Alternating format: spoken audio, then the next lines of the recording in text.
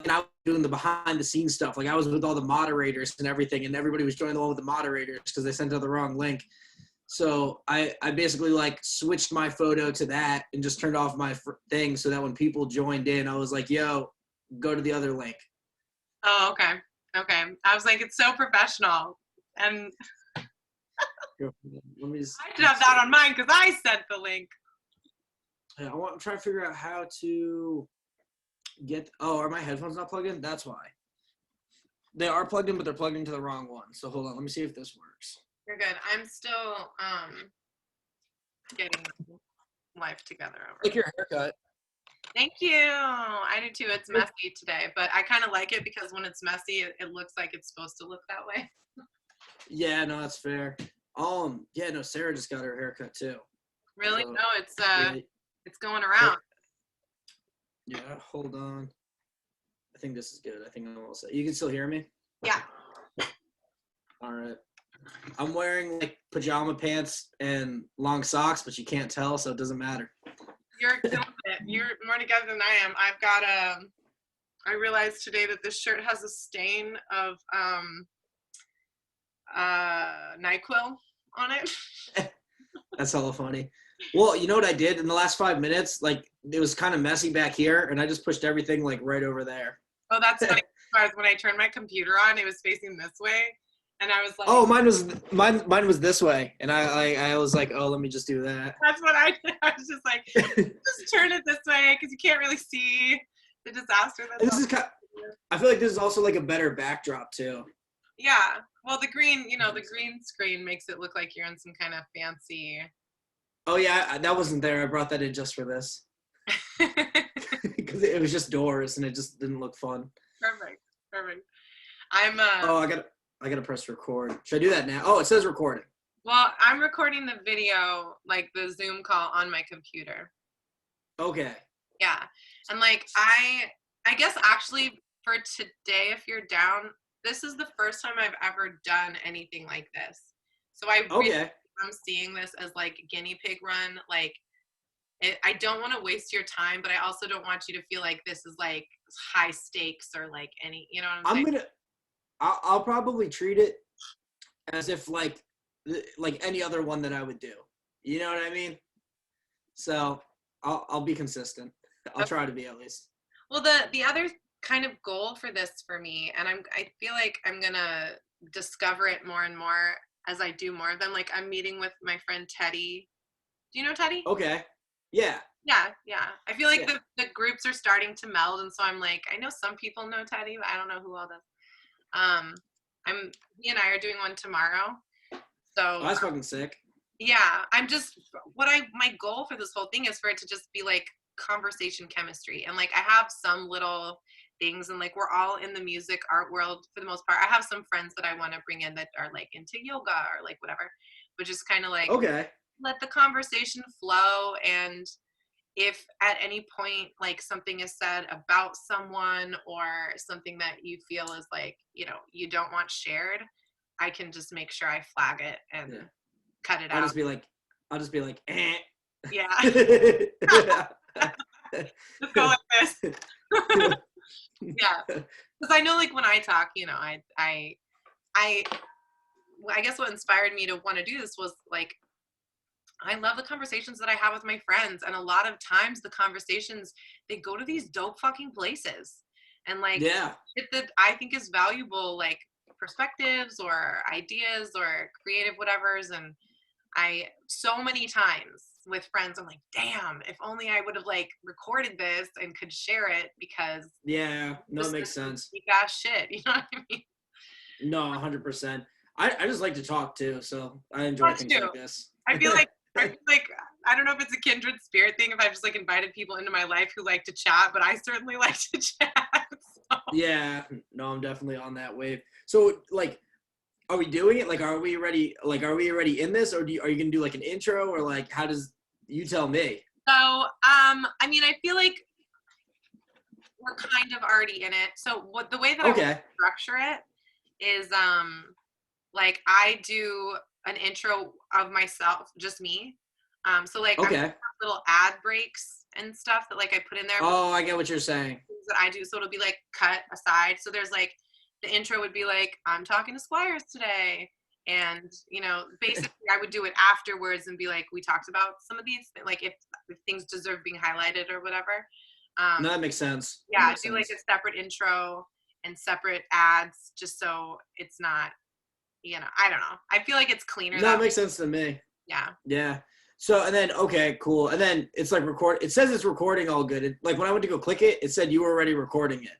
Yeah, it's supposedly recording to my computer right now. So that's the other thing, like, that's why you are like the ultimate guinea pig with me on this. Because I'm going to find out when we're finished, like, how did this actually go? And like what got recorded and, you know. Yeah, no, that's fair. I've done it once before and I had to do like a 3-hour one and it worked out fine. So. Great. Okay. I'm a little nervous about like, I want to figure out if I can record these onto my external hard drive. Okay. Oh, because like the file sizes? Yeah, because my computer hard drive is like almost full and it's tiny. It's like 250 gigs or something. Like it's nothing. So yeah, I have well, I guess we'll find out. Yeah, right. Well, you know what I think it does too, if I'm not mistaken, at least it did it for me, but I got like a cloud link. So it has like a cloud link where you can download it from too, if I remember. It gave me the option of like download to my computer or to the cloud. But the cloud, I believe, for the version of Zoom that I bought, okay, only like 1 gig or something. It was like a tiny amount of space. Yeah, I only used it one time. So like it was only the one time. Oh, actually, that's a lie. I used it twice. The first time was the worst experience ever, but the second time was, well, actually the second one was between both of those things, because like when COVID hit, I was like, oh, I could do live streams with people. Like I'll help put them together. I did 2 of them. They were so hectic and stressful that I just like, after those 2, I was like, I'm never doing, not like this. I mean, like putting it together. Like we had guests, like we had like guest speakers and like people, like one time, dude, it was hilarious in the most unfunny way. But we had a guest speaker that came onto the Zoom call and he was muted the entire time for 20 minutes and there was nothing I could do. And he was like talking? He was talking, and the thing is there was nothing I could do because he had to unmute it on his end, but he was giving like this big presentation. So I'm just sitting there. Everybody's like calling me and I'm like, yo, there's literally nothing I could do. I was like, he has to click unmute because they're like, unmute a mic. And I'm like, listen, guys, I want to unmute him. Trust me. You're struggling over here. It was like the most embarrassing thing. And it was hilarious though, because it was like one of these dudes that was like part of My Brother's Keeper, like, which is like the thing that Obama did. So I'm like, oh my God, I just let Obama down. I'm like, like this is so much bigger than just this one moment. Yeah, I know. But yeah, that was, so between that and it was funny though, because they tried to hire me again. I was like, even after that like mess up, and I was like, no, I'm done. Was that like on Zoom or was it on a different platform? So they both, so the communication part was on Zoom, and then it was, one was live fed to YouTube, and then the other one was live fed to also YouTube. They both were YouTube. But the other one was fun. The other one was with Webby and Pete Davidson. That was stressful, but so much fun. Like, that one was really cool. That was cool. But it was just so stressful. And even after that, I was like, you know what? I'm not doing this again. Yeah. It was like, it's like a good one time. It's like kind of like, I don't know, maybe getting in like a helicopter or something and like bungee jumping or something like that. It's like, great, we did it once. I understand what it is. I don't want to do it again. That's so funny. That's so funny. That's a great analogy, because I'm totally that person that's like, I did it. I'm good. I don't like, no, I did it for the story. I didn't ever really want to do it, but I did, and I'm out. Yeah, that's kind of where I'm at though too. Yeah. I feel like I did something like that recently. I can't remember what it was though. It was that energy of like, I'm going to do it. I'm going to get it over with. I don't ever want to do it again, but now I can say I did it. But you know what? I think COVID has given everybody a great opportunity because it's given people time. You know what I mean? Like, because most people can't do what they would have done normally. So it's given people time to do things that like, hey, maybe I should do this. Or like, I've been thinking about doing this forever. So like, even like the book, like friggin' wherever it is there, like that's something I wanted. I was gonna be like, that's something I want. That's something I wanted to do for years. Like I actually found like a post or something I did in 2016 where it's like, oh, I'd love to do a photo book one day. And I didn't do it till 2020 until I had time to do it. mm-hmm. You know what I mean? So it's like, I don't know. There is like a beauty, like obviously COVID sucks, you know what I mean? But I think we've had this conversation before, is that there's like kind of like, there's something beautiful about it. And the fact that like everybody was kind of on like the same like playing field for a little bit. And it took like, everybody got like the chance to step back and is like, is everything I'm doing really what I want to do?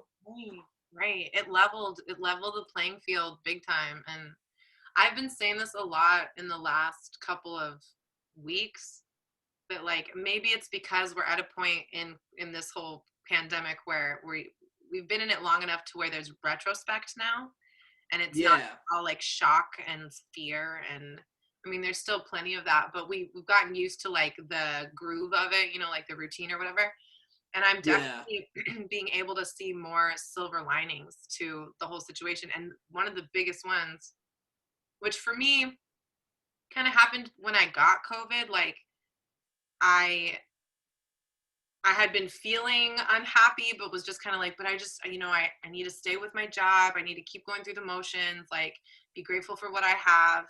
And then I got COVID, and I never, while I had it, felt like, you know, like I was on death's door. Like I felt like I had a low grade cold, and but the fear, like just the fear of like, I don't know, is this gonna downturn? Like even once I was like 8 or 9 days through it, and they say like usually by that point, if you haven't gone to the hospital, you're not going to.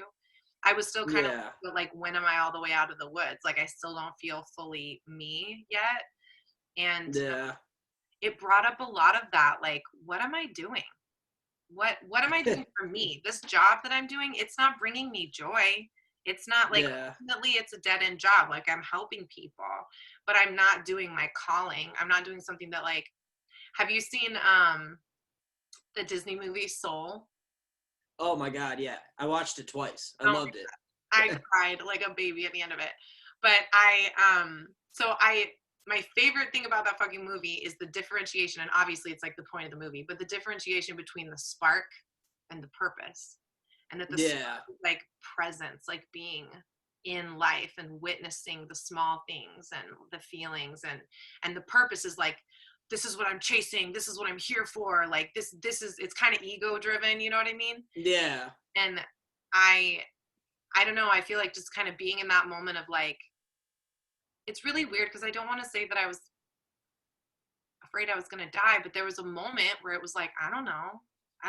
Like I just got a scary fucking piece of information that it just brings that into your consciousness of like, we die.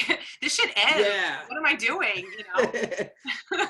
It's funny that you say that though, because like I've really like more than ever lately, especially this year, like my whole mindset has been like, if I died tomorrow, like, would I be stoked and happy with where I'm at?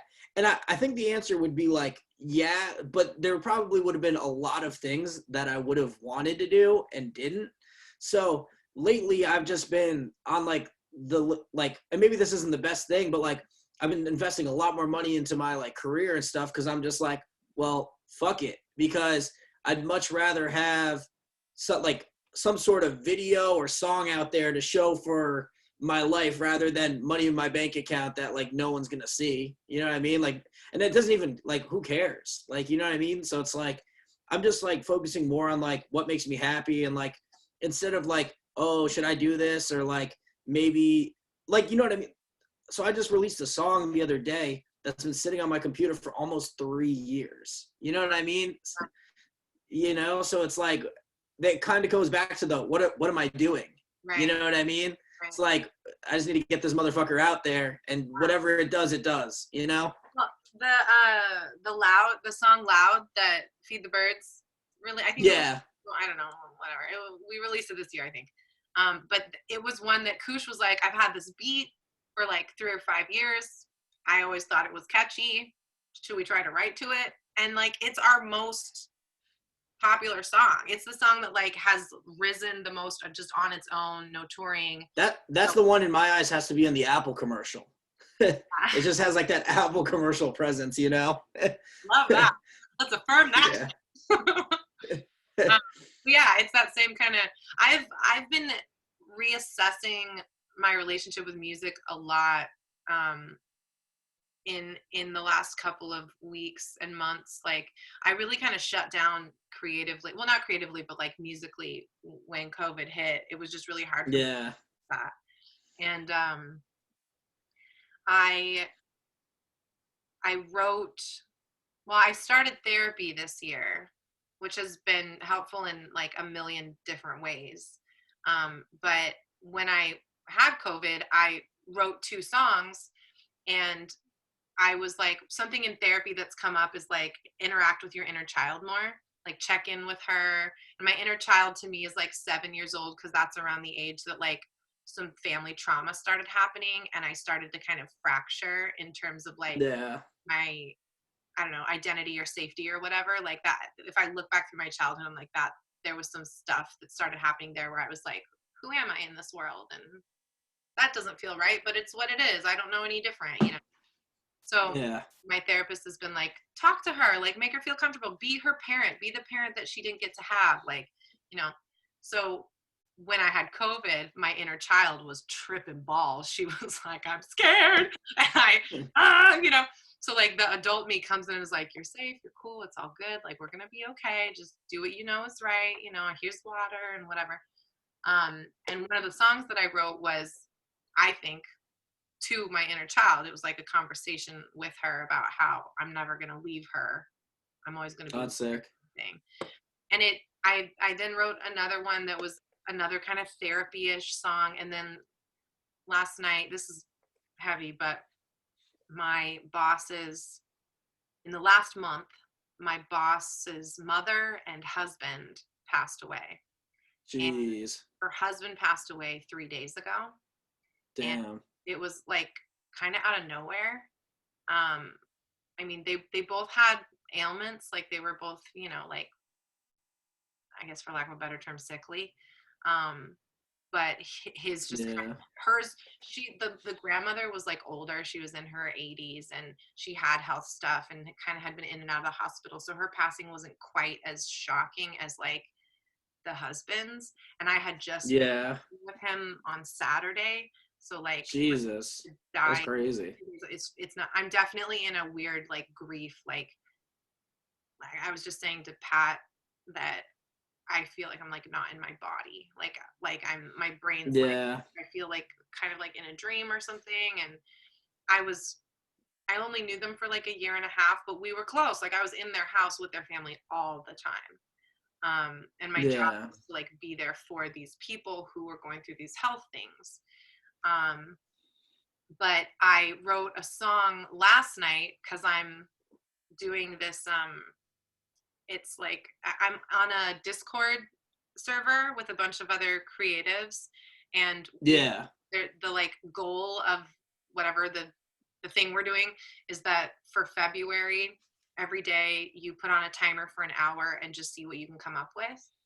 And okay, that's actually really fire. Actually love it. Today's, you know, it's the 3rd day, but like I did it for the last 2 days and I've written basically 2 song concepts. The first one was like really poppy or whatever, and then last night's was like in direct response to finding out that he'd passed away, and it felt really therapeutic. Like it felt like now I'm going back today listening to what I wrote last night, because again I did it on the timer, so I was just like, I've got an hour, I'm just gonna try to write this out. Like it's very folky Camila, you know.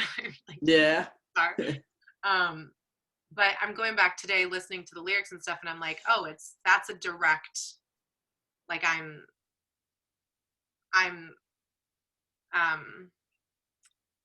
processing, like it's really clear to me that language of the song is like, and the feeling, like it's very sad, kind of like confused language and vibe or whatever. But yeah, I'm starting to look at music more through that. I feel like I'm kind of like coming back home to myself. Like not making music that I think is like profitable or what it's supposed to be or whatever. It's just like, well, what's coming out? You know, like, Yeah. why does it have to be sugar coated? Why can't it just be like my brand Raw. of me? Yeah. Yeah, exactly. Exactly.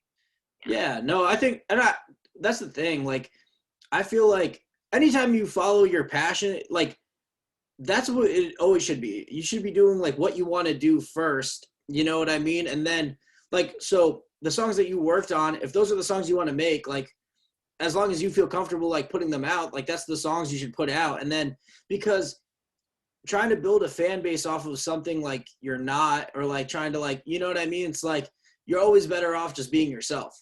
You know what I mean? It's like, and then it's also like when you try, and I'm not saying this is the sake for you, but it just kind of made me think of it. But like I've seen artists that, like, you know, put up like kind of a facade, and it's like it's super hard for them to stay consistent, because it's like they're not this person. You know what I mean? So it's like, That's how I feel a lot. Well, and it's funny because like I think as I'm getting older, I'm like recognizing that I am that kind of like sad, folky songwriter. Like that's my instinct is to just pull the guitar out and like sing from my heart and sometimes it's heavy or like sleepy. You know, like I remember when I was young yeah, in like high school age, a lot of people be like, oh, I just want to put your music on and fall asleep. Like it just makes me want to fall asleep. And I'd always be like, fuck you. Like that's not I don't want my music to put you to sleep. Then you're not listening to it, you know? But as I get older, I realize, no, it's a compliment. It's relaxing. It's like, it's, you know, but I had to go through and like be in the hip hop music. Like I wanted to make the music that I liked listening to, which was like during that era, it was like Dr. Dre and, you know, like the Chronic, yeah, like that. Like I really wanted to like fit into that mold, even though that wasn't what my like instinctual, like yeah. I can morph into that and like, but it's not what's naturally coming. Yeah, but then you also change like as you like age and stuff. Like I know that like what I'm creating now isn't like what I was creating like 5 years ago. You know what I mean? Like, Right. you know, so it's like, and I think that's like it's okay to change. And like, you know, like I think honestly, I think it's not good if you keep like trying to recreate or like do the same thing over and over again. I think like you're better off like doing things different like every time, and just like whatever comes natural. Like maybe you're on like the same wave, but it's like I think if you're like trying to grow, like as you grow as a person, like your music should grow too. You know what I mean? Yeah. So I think that's like what I'm trying to say in a nutshell. No, that's there is some deep truth in that shit. And it's interesting because I guess I kind of thinking of it from that perspective, I feel a little bit like I'm coming full circle.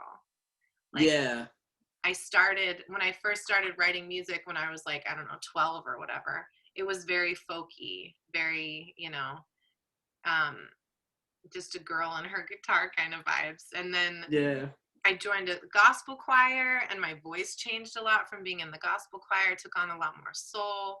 And then, you know, like high school and all those influences and feeling like, where do I fit in? How do I fit in? Like, who are my people? Who do I want my people to be? You know what I'm saying? Um, yeah, and then now I kind of feel like, I feel like I feel like I'm getting better at discerning like who I feel safe around and who I feel like I can be most myself with, and they're not going to care if yeah, I'm listening to a certain music or making a certain music, or you know, they're just going to be like, yeah, that's a great song, Camila. And yeah. And that's like, yeah, that's how it should be. right, But right. something you said like kind of remind me of something like my mom said. Well, like especially with like COVID and everything, and just like how you said you're like doing this like full circle, is like my mom like always said, like, you know, like if she never like if I don't know what the next play is, just take it back to the roots. You know what I mean? Like how did you start? You know what I mean? And just kind of bring it back there and just kind of create how you did then, and then see what comes off of that. You know? I love that. Yeah. No, so it's a good one. I'm kind of paraphrasing. I don't know exactly how she said it, but it was like in that like realm of like that's like what she said. No, yeah, it came across. Yeah. Okay. All right. Yeah, it was well said. All Yeah, right. I'm trying. shit's crazy. Well, and now that I'm thinking about it, like the song I wrote last night, I guess it felt right because it was full. It was like complete, like the whole thing was done. It was also cool because I was recording the vocals to it. Like I'd laid down the guitar and my window was open. Like I usually leave my window open. And right as I hit record, these sirens started just wailing outside of my. That's wild. It was weird. And it was like they went off for like the whole 4 minutes of recording the song. And they would like get louder and get quieter, and on everything Squires. That's crazy. They were in the key of the song. I was like, this is not, like, it sounds like I added these sirens. That's crazy. I'm curious to hear it. It was not. I'll send it to you when we're done. Yeah. But it also just kind of fit. The song's about like, at one point it talks about life leaving quickly and like that, the idea of like death. So just like that, the emergency sound, you know what I'm saying? It was weird. I was just like, oh, the synchronicity is crazy. But what I was going to say is the song that I made the night before, and, you know, I hadn't found out about my boss's husband yet. So I was like in a more jovial space. It was like really poppy, and I would not call it a folky song.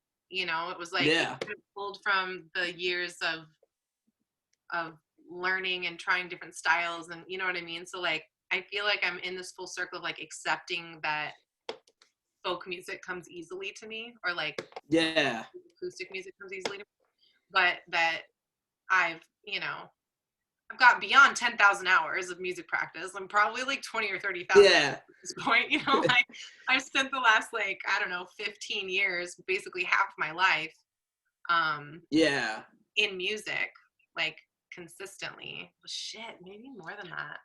If I started when I was 12, that means 20 years. A lot of hours. 20 years of my all life. The hours. Yeah. Not even some of the hours, all the hours. Because even when I'm not doing it, I'm thinking about it. But no, that's crazy. But honestly, like, I think, like, especially with music nowadays, there's no reason why you can't just do, like, I don't think people should be limited to like one genre or one thing. Like, I don't know if you saw the record I dropped, but it was like a country record. You know what I mean? Like, it's like, you know what I mean? Like, that's so random. Like, why am I dropping a country record? I wanted to, you know what I mean? So I don't know. And I think it turned out well, I think.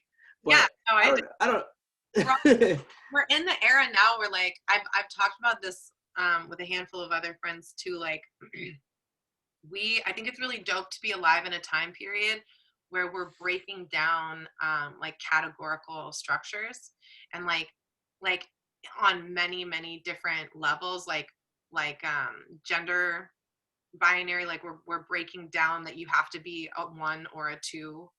You can be in between, you can be multiple, you can, you know what I mean? Like, it's not just hard, you are this thing. And I feel like music's doing a similar thing that's like, we have genres, like you can whatever, but you don't have to be one thing, and you can mix multiple genres. Like, some of the dopest music that I've ever heard it's hard to label. It's hard to be like, oh, well, that's a hip hop song. It's like, well, it's like hip hop mixed with folk, mixed with classical. Like, I love the opportunity. Well, I guess also, like, when I was younger, that wasn't a thing. So it's interesting having watched the transition occur, you know, like, it becomes socially acceptable to break those barriers and like call yourself multiple things and be like, well, I get to do that because it's me. Like, I'm saying this about myself. You say whatever you want about yourself. I'm going to say what I want about myself.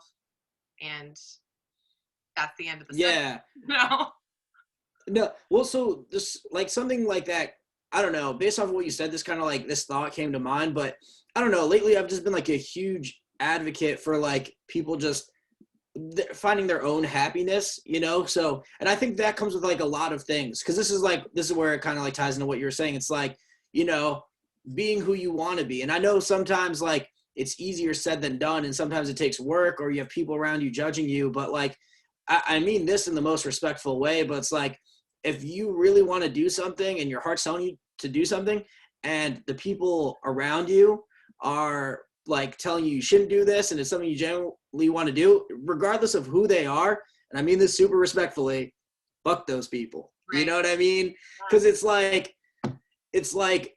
you know what's best for you. You know what I mean? So it's like, if you want to become a hip hop artist, who the fuck is Jimmy over here to tell you that you shouldn't be a hip hop artist? You know what I mean? It's like, if you want to be a fighter, you know what I mean? I think whatever you want to do in your life, like, life is way too short to be doing anything than like what you love. You know what I mean? So it's like, you just need to focus on what makes you happy. Even if you're being a little, like, if you think you're being selfish, you're not being selfish, because the thing is, when you're focusing on your own happiness, the happiness of the people around you goes up too, because then you're doing what you love and the energy is just different, you know? Totally. You know? Because I do think that, like, I can't remember who I was talking to about this recently, but, like, you know, we have our five senses, like our physical senses or whatever.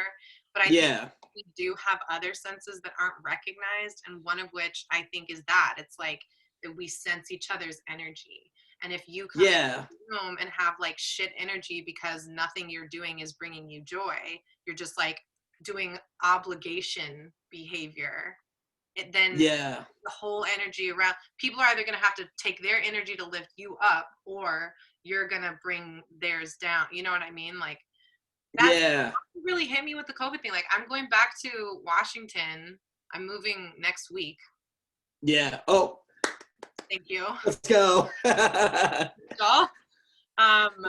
And my little brother and I, like, we're reconnecting, which we awesome. We did not get along well when we were younger, but in the last year we really connected a lot. And so we're gonna build a tiny house when I get up there this summer. And like that's super awesome. I'm so excited, Squires. Like, it's funny because the tiny house thing has been on my bucket list since I learned that tiny houses exist. I was like, I want to build one. I want to build one day. This looks like the dopest fucking project. And he's an electrician, and he works in construction sites all the time and has a bunch of contractor friends and shit. And so he's like the perfect person to do this with. Yeah. He knows how to do it. Yeah.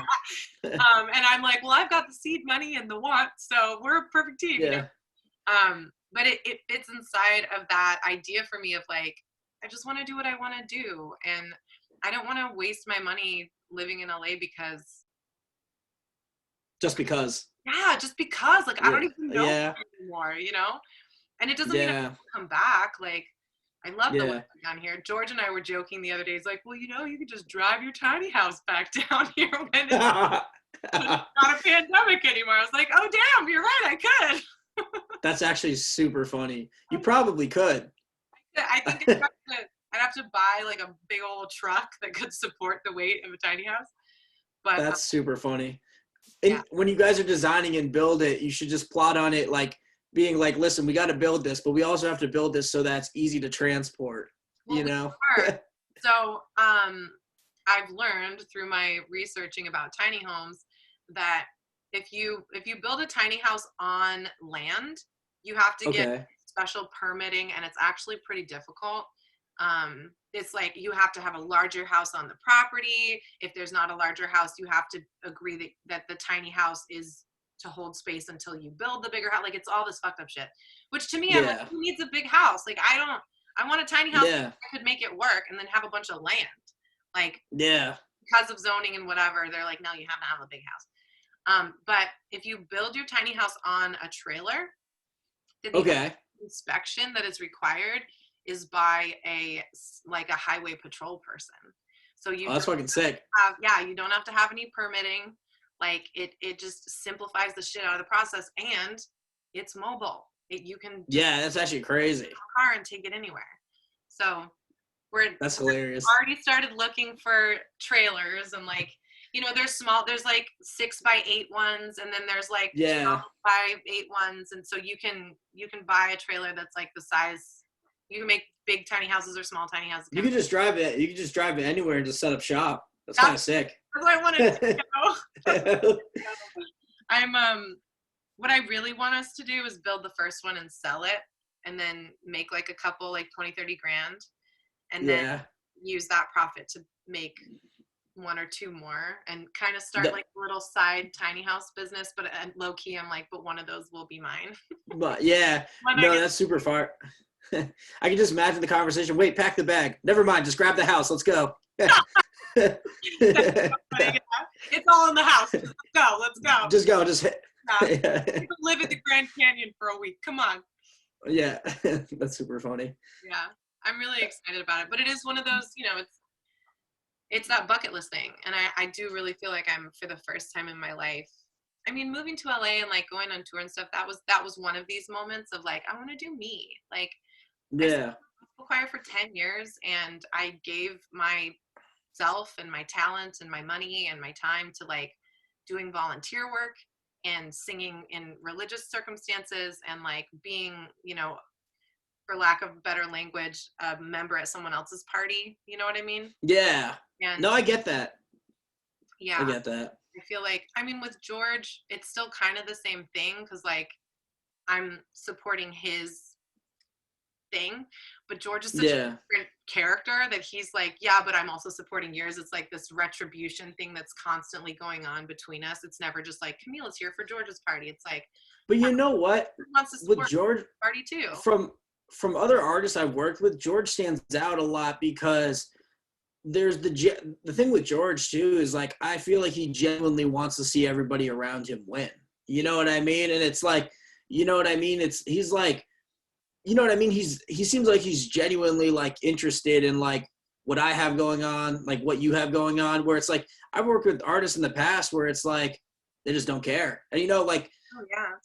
who's to say, like, I don't know, George is just like a different breed of like human. It's like, it just also how he takes care of his team is like really inspirational too. It's like, so that's like another thing about George. It's like it's a super two-way street the way I look at it, because even just from touring the few times that I have, like, and just being around, like I've just learned so much from him, and just like how he operates and moves. I mean, shit, me too. And I also think that his like love and support and curiosity about what I'm doing and like pushing me to do my thing, like that he Yeah. put me on in the middle of his closing set to sing a song of my own alone. That's never have I ever heard of anything, Yeah. much less has anyone else let me do anything like that. But I think that Yeah. really played into me feeling confident about like, well, what do I want to do, and who am I, and like, do I have bigger goals and dreams, and like, if he believes in me, then I should believe in me. You know what I mean? Yeah. Also, I don't know that Feed the Birds wouldn't exist the way that it does if it wasn't for George being curious and excited about what we were doing. Yeah. No, I mean, I can say so. George is the man. You know what I mean? There's no other way to put it. You know what I mean? For sure. Like, he's definitely the dude. Like, when I'm talking to my friends too, like when I'm like talking about all the people I work with, I'm like always like, oh, yeah, no, George is the fucking man.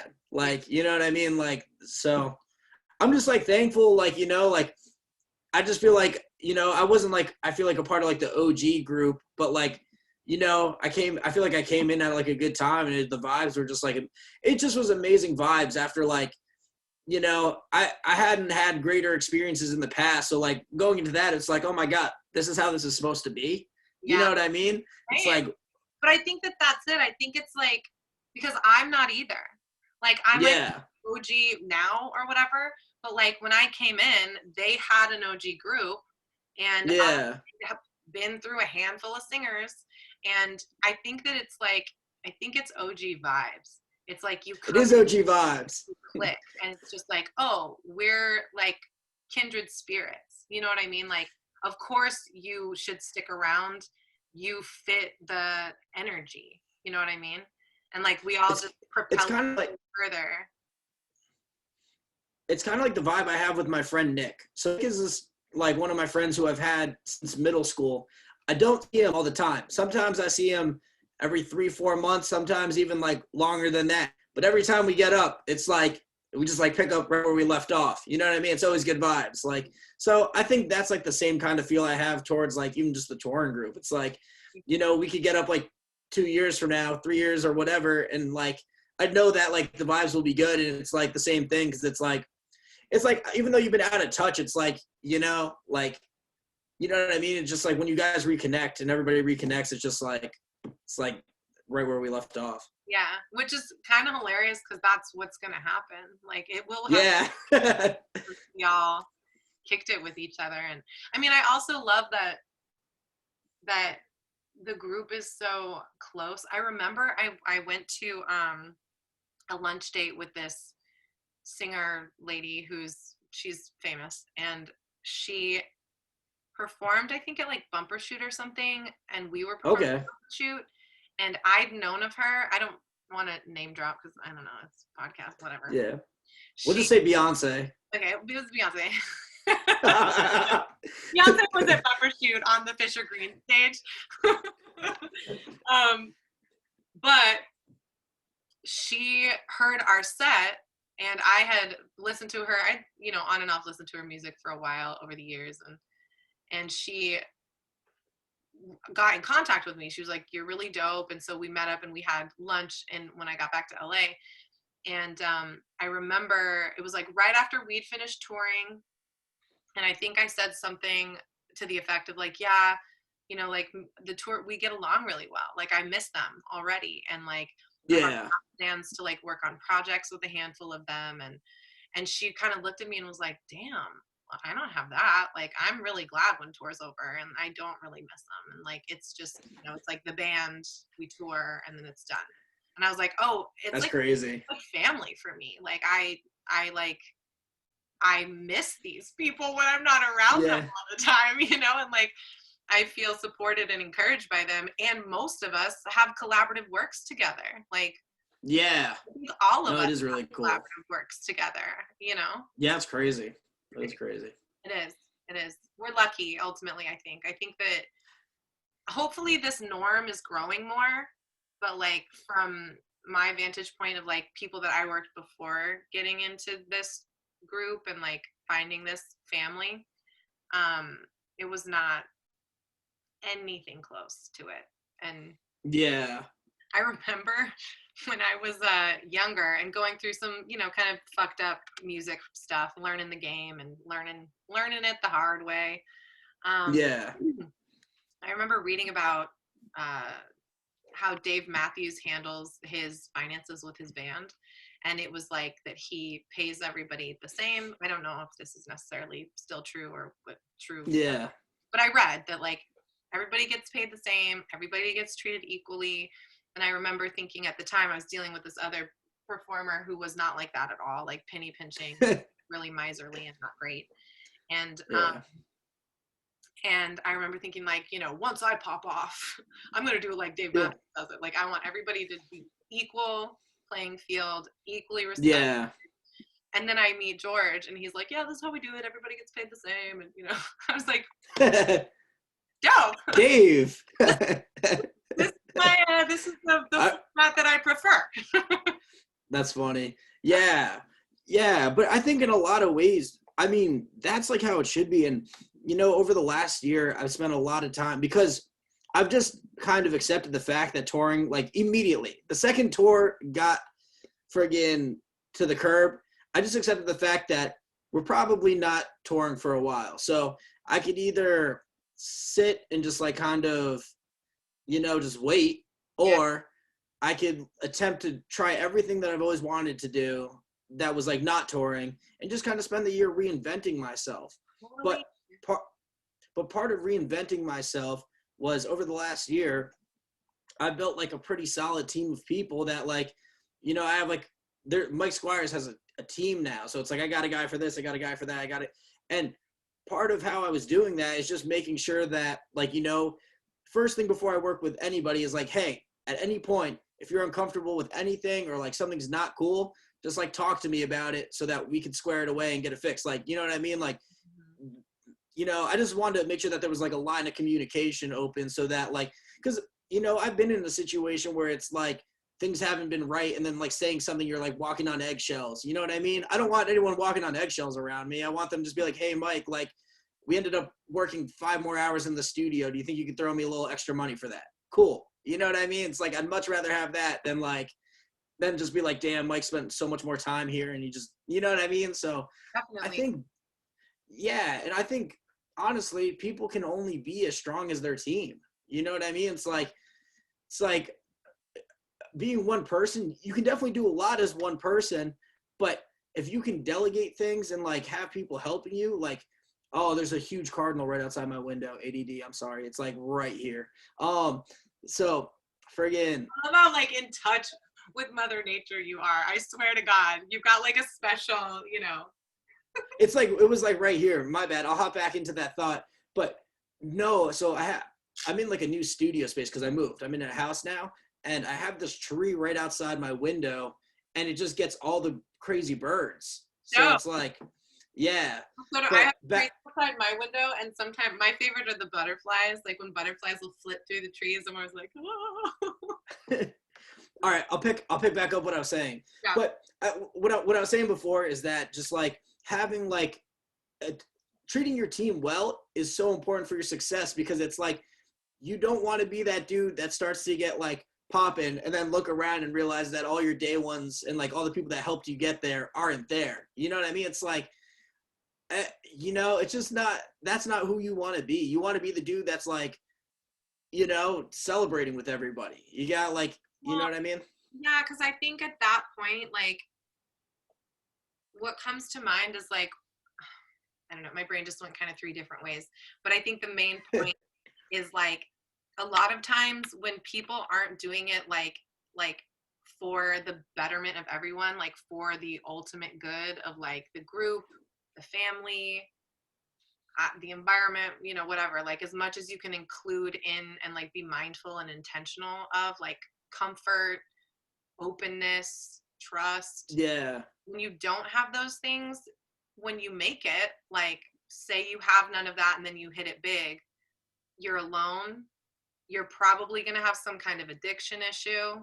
You're probably going to have some kind of like mental health issue, whether you're aware of it or not. Like happiness is so far from attainable because you don't have that support system, that like that the realness keeping you like grounded, you know, grounded to like the gratitude for having made it or whatever. And I think that like a lot of people who are successful, like if you look at them, at their people around them, there's always a couple people who are like, they are day ones. They're like, they grew up with them, or you know what I mean? Like, because I think it's important to have people to check you too, and just like make sure that like, you know, what you're doing is like the right thing. Because it definitely could be easy to get lost in the sauce, but you know what I mean? It's like, but I guess it all comes down to like who you are like as a person too. Because it's like, I don't know, just like, I think right here, well, here's what happened the other day. So the other day I released the song, right? And it did really well, like it did better than what I expected it was going to do, but that's not the part that got me the most excited. The part that got me the most excited is that I had this team of people around me who I genuinely felt want to see me win, and I equally want to see them win. You know what I mean? So it's like, that was like the cooler moment where it's like, okay, like we got a system in place. We're all about to like, you know, and just hopefully like everybody like levels up, you know? I have this dude, my bad. One more thought. oh yeah, you're good. I got this dude, Will, who's like, who I work really closely with. He does like 3D renders and animations. He's crazy. He's a super talented dude. And I always joke with him, and I still joke with him. I'm just like, oh, just like, don't forget me when like Spielberg is hitting you up. Cause I just like, I see him just getting to like this next level of just like, you know, just being like, you know, I made a post today or something, or I like hit him up, and I was like, he's like, I'm not going to decline your call. And I was like, no, you just won't have service because you'll be on Tom Cruise's yacht. I love that. I was just going to say, I remember you posting that. Like, I remember seeing a post in your story that was like, I just feel hella supported or something. You were like, yeah, it was the other night after it. The achievement is seeing the love of the people around me, or like seeing how much they want to see me achieve. But and the thing is, it's a beautiful thing, because it's like now there's like this ecosystem. I got like, so there, I have my dude Rick, who I work closely with. Rick does lighting on my video shoots. He did lighting on Crazy Love. And so I was talking to him yesterday. February 18th. Yeah, I'm super stoked. the thing is, I have like such a good feeling about the future. Everything feels so great. But I with like Rick too, it's funny because after this last year, I feel like I should feel like, oh, the sky's falling. But I'm like, nah, bro, I'm fucking excited. Like, I feel really good about what's coming. I don't know what exactly it is, but it's holding some dope shit. I'm, I'm feeling more confident in everything than I have in a while. Like to the point where like I went to bed at like 6 a.m. last night. And I woke up at 10 a.m. this morning, like off of just pure, just like feeling good. You know what I mean? That's like there's no like, oh, I need to do this because I'm just excited. I'm just so excited with everything that I'm working on. But back to Rick really quick, because so it just shows how it's like a circle, because I was talking to Rick yesterday and he was like shooting a video of his own. And he's like, honestly, dude, he's like, we've been working so much. I've been feeling like so inspired to like get up and actually like do things. And I'm like, yo, that's great. You know what I mean? That's the energy we need, is just like everybody like, just moving and going and just creating, because it's like, and the thing is, it crosses over a lot, because I know when he's on set, he has like a lot of ideas too, and it's like awesome. So it's like I'll be there like, directing and doing my thing, and he'll be like, well, what if we did something like this? You know what I mean? It's just like, I don't know, it just feels like a very like collaborative effort, and it's just like really good. I also, Pimo, obviously, so I make music with him, but I also have brought him on recently as a producer for a lot of these videos. Yeah. So he's been like helping putting them together, and like that in itself has been like a super incredible experience, because it's like I can just tell like he just gets the adrenaline rush of like putting it together. I'm like, oh, we need this and this by this day, and he's like, you know what? Let me get this, and this. I don't know. Everyone just seems very excited, So I think that energy is what's going to take everything to the top. For sure. I think also like what comes to me hearing you say all that is like, it's because you've laid that ground of like trust and openness, and like if you're not stuck inside of like the egotistical idea of like, I'm the producer and this is the director and this is the whatever, but you're like, yeah, we're a crew. Yeah. Allowed to like as long as egos aren't involved, so it doesn't become like 85 cooks in the kitchen kind of thing, but it's just like, hey, yeah, I saw this, like, what if we tried this idea? And everybody's open to like moving forward with it, or being like, no, I kind of like this idea better, and nobody's feelings are getting hurt, because that there's that structure of like, there's just an undertone of respect. Just, like, yeah, whether I do your idea or not, it doesn't have to do with whether I respect you or not. That's there always, Yeah. And you know what the thing too is? I think a big thing that I like try to aim for too is like, because the people in my circle like really help me. You know what I mean? They help me out and like make it so it's like not like a super stressful like experience and like on my bank. You know what I mean? Like they help me a little bit, but what I try to do in return to kind of even that out is like open up opportunity for them and get them gigs that like, it's like, hey, like I'm always waving their flag. You know what I mean? So it's like someone, like if I'm talking to someone, they're like, oh, like I need a dude who does graphics. This dude, Jose, that I work with is the most incredible, just incredibly talented. You know what I mean? So I'm waving Jose's flag. You know what I mean? Like, so I'm just out there for everybody. Everybody who I'm working with right now, if there is an opportunity where I can plug them and like to the point, like, you know what I mean? I think it's cool. Like, I don't know, if I get Rick a gig and then he ends up doing Drake's lighting. You know what I mean? To me, that's like the coolest thing. Like, because now like the dude that I was working with is now doing Drake's lighting, which is so sick. And even if he doesn't have time to do my things, it's just like, to me, like I like to see people grow. You know what I mean? Like, you know what that makes me think of? And this is like super sidestep random, but it happened this morning. I met this young woman months ago, or maybe even like more than a year ago now. She was working at a nursery at like a plant store, and I was in the middle of reading this book called Braiding Sweetgrass, which is like, it's a beautiful, beautiful, beautiful book. And for whatever reason, I think we had just started doing the anti-racist book club. So I was just kind of like, I'm in this book club and it's really great. And yeah, cool, you want to join? Like, give me your email, But I told her, like, we're not reading Braiding Sweetgrass, but I'm reading it, if you like plants, it's about plants. And, so today we exchanged information because I think I saw her that week, and then I had to go back to the store like a couple weeks later, and she was like, I got that book. I love it. Oh my God. Like, let's be friends. Like, I feel like we're, so we exchanged info. And then this year happens. Shit's crazy. She texted me this morning and she was like, hey, you've been on my mind a lot. How are you doing? And I was like, shit's been crazy. I won't go all the way into detail, but I'm moving and shit's nuts.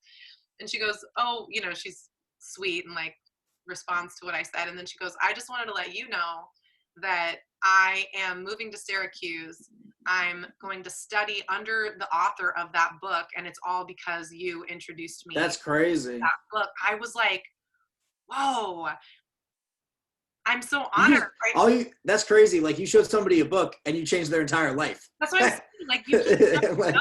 That's so sick. Like, being open, like sharing what you're interested in and what you're noticing is changing you and like empowering you and like inviting people who are like open to it to join in whatever capacity. Like, the book thing's funny because I definitely, with everyone that I know, for the most part, I'm like, doing this book club, you're welcome to join. Just got to be respectful and willing to learn. You know what I mean? Like, yeah. And some people are like, will come for a book and then leave. And we have this core of people who like have stuck around, and new people come in. And but I think that a lot of it is that energy that you're talking about. That's just like, I just want to see people like win. Yeah, like find their truth, find their joy, find the spark that they depict so well in that fucking Disney movie. The thing is, it's when you have that energy, it's just better for everybody around, because it's like, if everybody's winning, you're good. You know what I mean? It starts to fall apart when people are like, like, nah, you can't do this. Like, I'm gonna, like, you know what I mean? Just like hierarchy. When they create when they do that, because you're the cook and they're the jester and what it's like, no, it's that shit to hold many roles. Or some people, like, I am not good at a million things, right? Like, I'm like, technology is really hard for me. I'm slow with it. It intimidates me. And like, I don't think that I'm less of a person because of it, but I do know that it like stunts me. Like, it, gets in my way. But like, you are really great at technology. Koosh is really great at technology. Pat is really great at technology. So I've got this community of people around me. There's plenty of other people who are too. And I don't just want to point out men. There's plenty of women in my life who are incredible at technology as well. But I think that I'm like really leaning more and more into that. Like, that's the point of community. I'm not supposed to be good at everything. I'm supposed to bring my skills to the table and then have like the acceptance or like whatever to be like, you have the skill set. Will you help me or teach me or whatever? And then we all succeed. No, I think that's a huge thing, is just delegating, like, responsibilities too. Like, especially if you're trying to like see something like be really successful, is like, because time is like the most important thing. And it's gonna, like, these projects that I'd work on, if it was just me doing it, would probably take me 3-4 times the amount of time if I was just doing it myself. But I also think there's something like, on the kind of the flip side of that, like, I'm not saying you should do everything yourself, but I think you should at least try. You know what I mean? And just see what happens. I remember you sent me a video not too long, like the stop motion. You know what I'm talking about? Mm-hmm. Like, you know what I mean? Like, someone could say Camila doesn't do videos, but I was like, I don't know. I saw a pretty fire video that she did. You know what I mean? It's like, so I don't know. Like, I think there's like a lot of value. I put that one on hold, and I've been like, Camila, you gotta pick it back up and finish it. I got a few projects like that too. Yeah. But well, I think those ones, they're tricky too, because like when you're on that learning curve, which that for me is a straight up fucking learning curve. It's not like sitting down with my guitar and feels really natural. It's like I'm like chiseling away at new knowledge and like fucking up and learning and doing it right and then fucking up again. And so for me, those are the projects that I'm like, I'll pick it up next week. Like, I'm tired. Yeah. And the thing is though too with that, like, now even just after doing that project, you're slightly like more knowledgeable when you like talk to somebody about something like that. You know what I mean? So it's like, and I think that's like one thing that I found really important is like, so it goes back to communication. It's like, you know, when I'm shooting, or like I directed a video the other day and I wasn't shooting it. I just directed it, right? But because I know cameras and the language, I was like, oh, can you try putting it on like this shutter speed, like maybe lowering the ISO, take out the ND filter. Like, you know what I mean? I know the language when it comes to at least cameras, where I'm like, okay, I could actually like give him like, you know what I mean? I'm not like just like, oh, make it brighter. You know what I mean? It's just like, I hit that with music all the time because I learn music by rote. I never really learned music theory. So yeah, for me, there have been really encouraging moments in my life. Like I definitely want to shout out Koosh, because when I struggle with my worth around not knowing language, like music theory language, he's always like, no, Camila, you know more than you think you do. Like, give yourself more credit. Like you do a lot. You're not some little damsel in distress, not knowing how to, you know, whatever. But then I've also had people when I was younger. I'm doing this book right now called The Artist Way. And it's okay, kind of like a workbook. Like it's all about creativity and like getting back in touch with your creative self and all that. And then each week there's like things to practice to like go back in time. And one of them was going back in time and looking for your like monsters, like the people who said that you were shit at art or shit at creativity, and like that you internalized an aspect of that. And then yeah, also one that's like, go find your champions, the people who are like, you're fucking badass, you should definitely pursue this, like keep going. And one of my monsters was this one tiny moment in my life that I have just like held onto, and it was around the music theory. It was this piano yeah, guy who I hired to come in and play a piano part for me. And I'm young, I don't have a ton of money, like I'm learning, you know what I mean? Like, yeah, but I was like, I'm gonna hire him, I'm gonna do it right, I'm gonna try, you know. And he comes in and I played through for him what I wanted him to do, and then I kind of described, I was like, I don't have the theory language, but like, you know, I want you to sort of play it this way, but these are the chords. And he tried a couple times, and I mean, I'm saying like less than an hour. Like we didn't spend a ton yeah. on this thing. And he gets really frustrated, and he turns to me and he's like, if you just knew theory and knew how to communicate better, then I could do what you want. And I was like, you know what, just leave. Yeah. I'll do it myself. I don't like Yeah. really But you know internalize what? that moment of like, I'm not good enough. I can't even get what I want because I can't communicate it. And I'm you like, know what I mean? yeah. You know how I said earlier, I say this respectfully? This next one I don't say respectfully. Fuck that dude. You know what I mean? Because not for nothing, I've had people like that in my life. I remember when we were on tour, I was FaceTiming before I met Will, who's super incredible. I was FaceTiming this 3D artist, and I was just trying to explain to him, like, oh, like, and it goes to things like, it goes to communication, because instead of the dude just like, I'll tell you like my story first, now I'll explain like how it kind of relates. So with my story, I was like, oh yeah, like in 3D, we want to get like these vines to grow, like, you know, so we could see them in real time. And he's like, oh, it was just like every time I said, he's like, oh, I've never seen vines grow in real time. I was like, bro, but you know what I'm trying to say, like, so you can just see them moving. You know what I mean? It's like, dumb.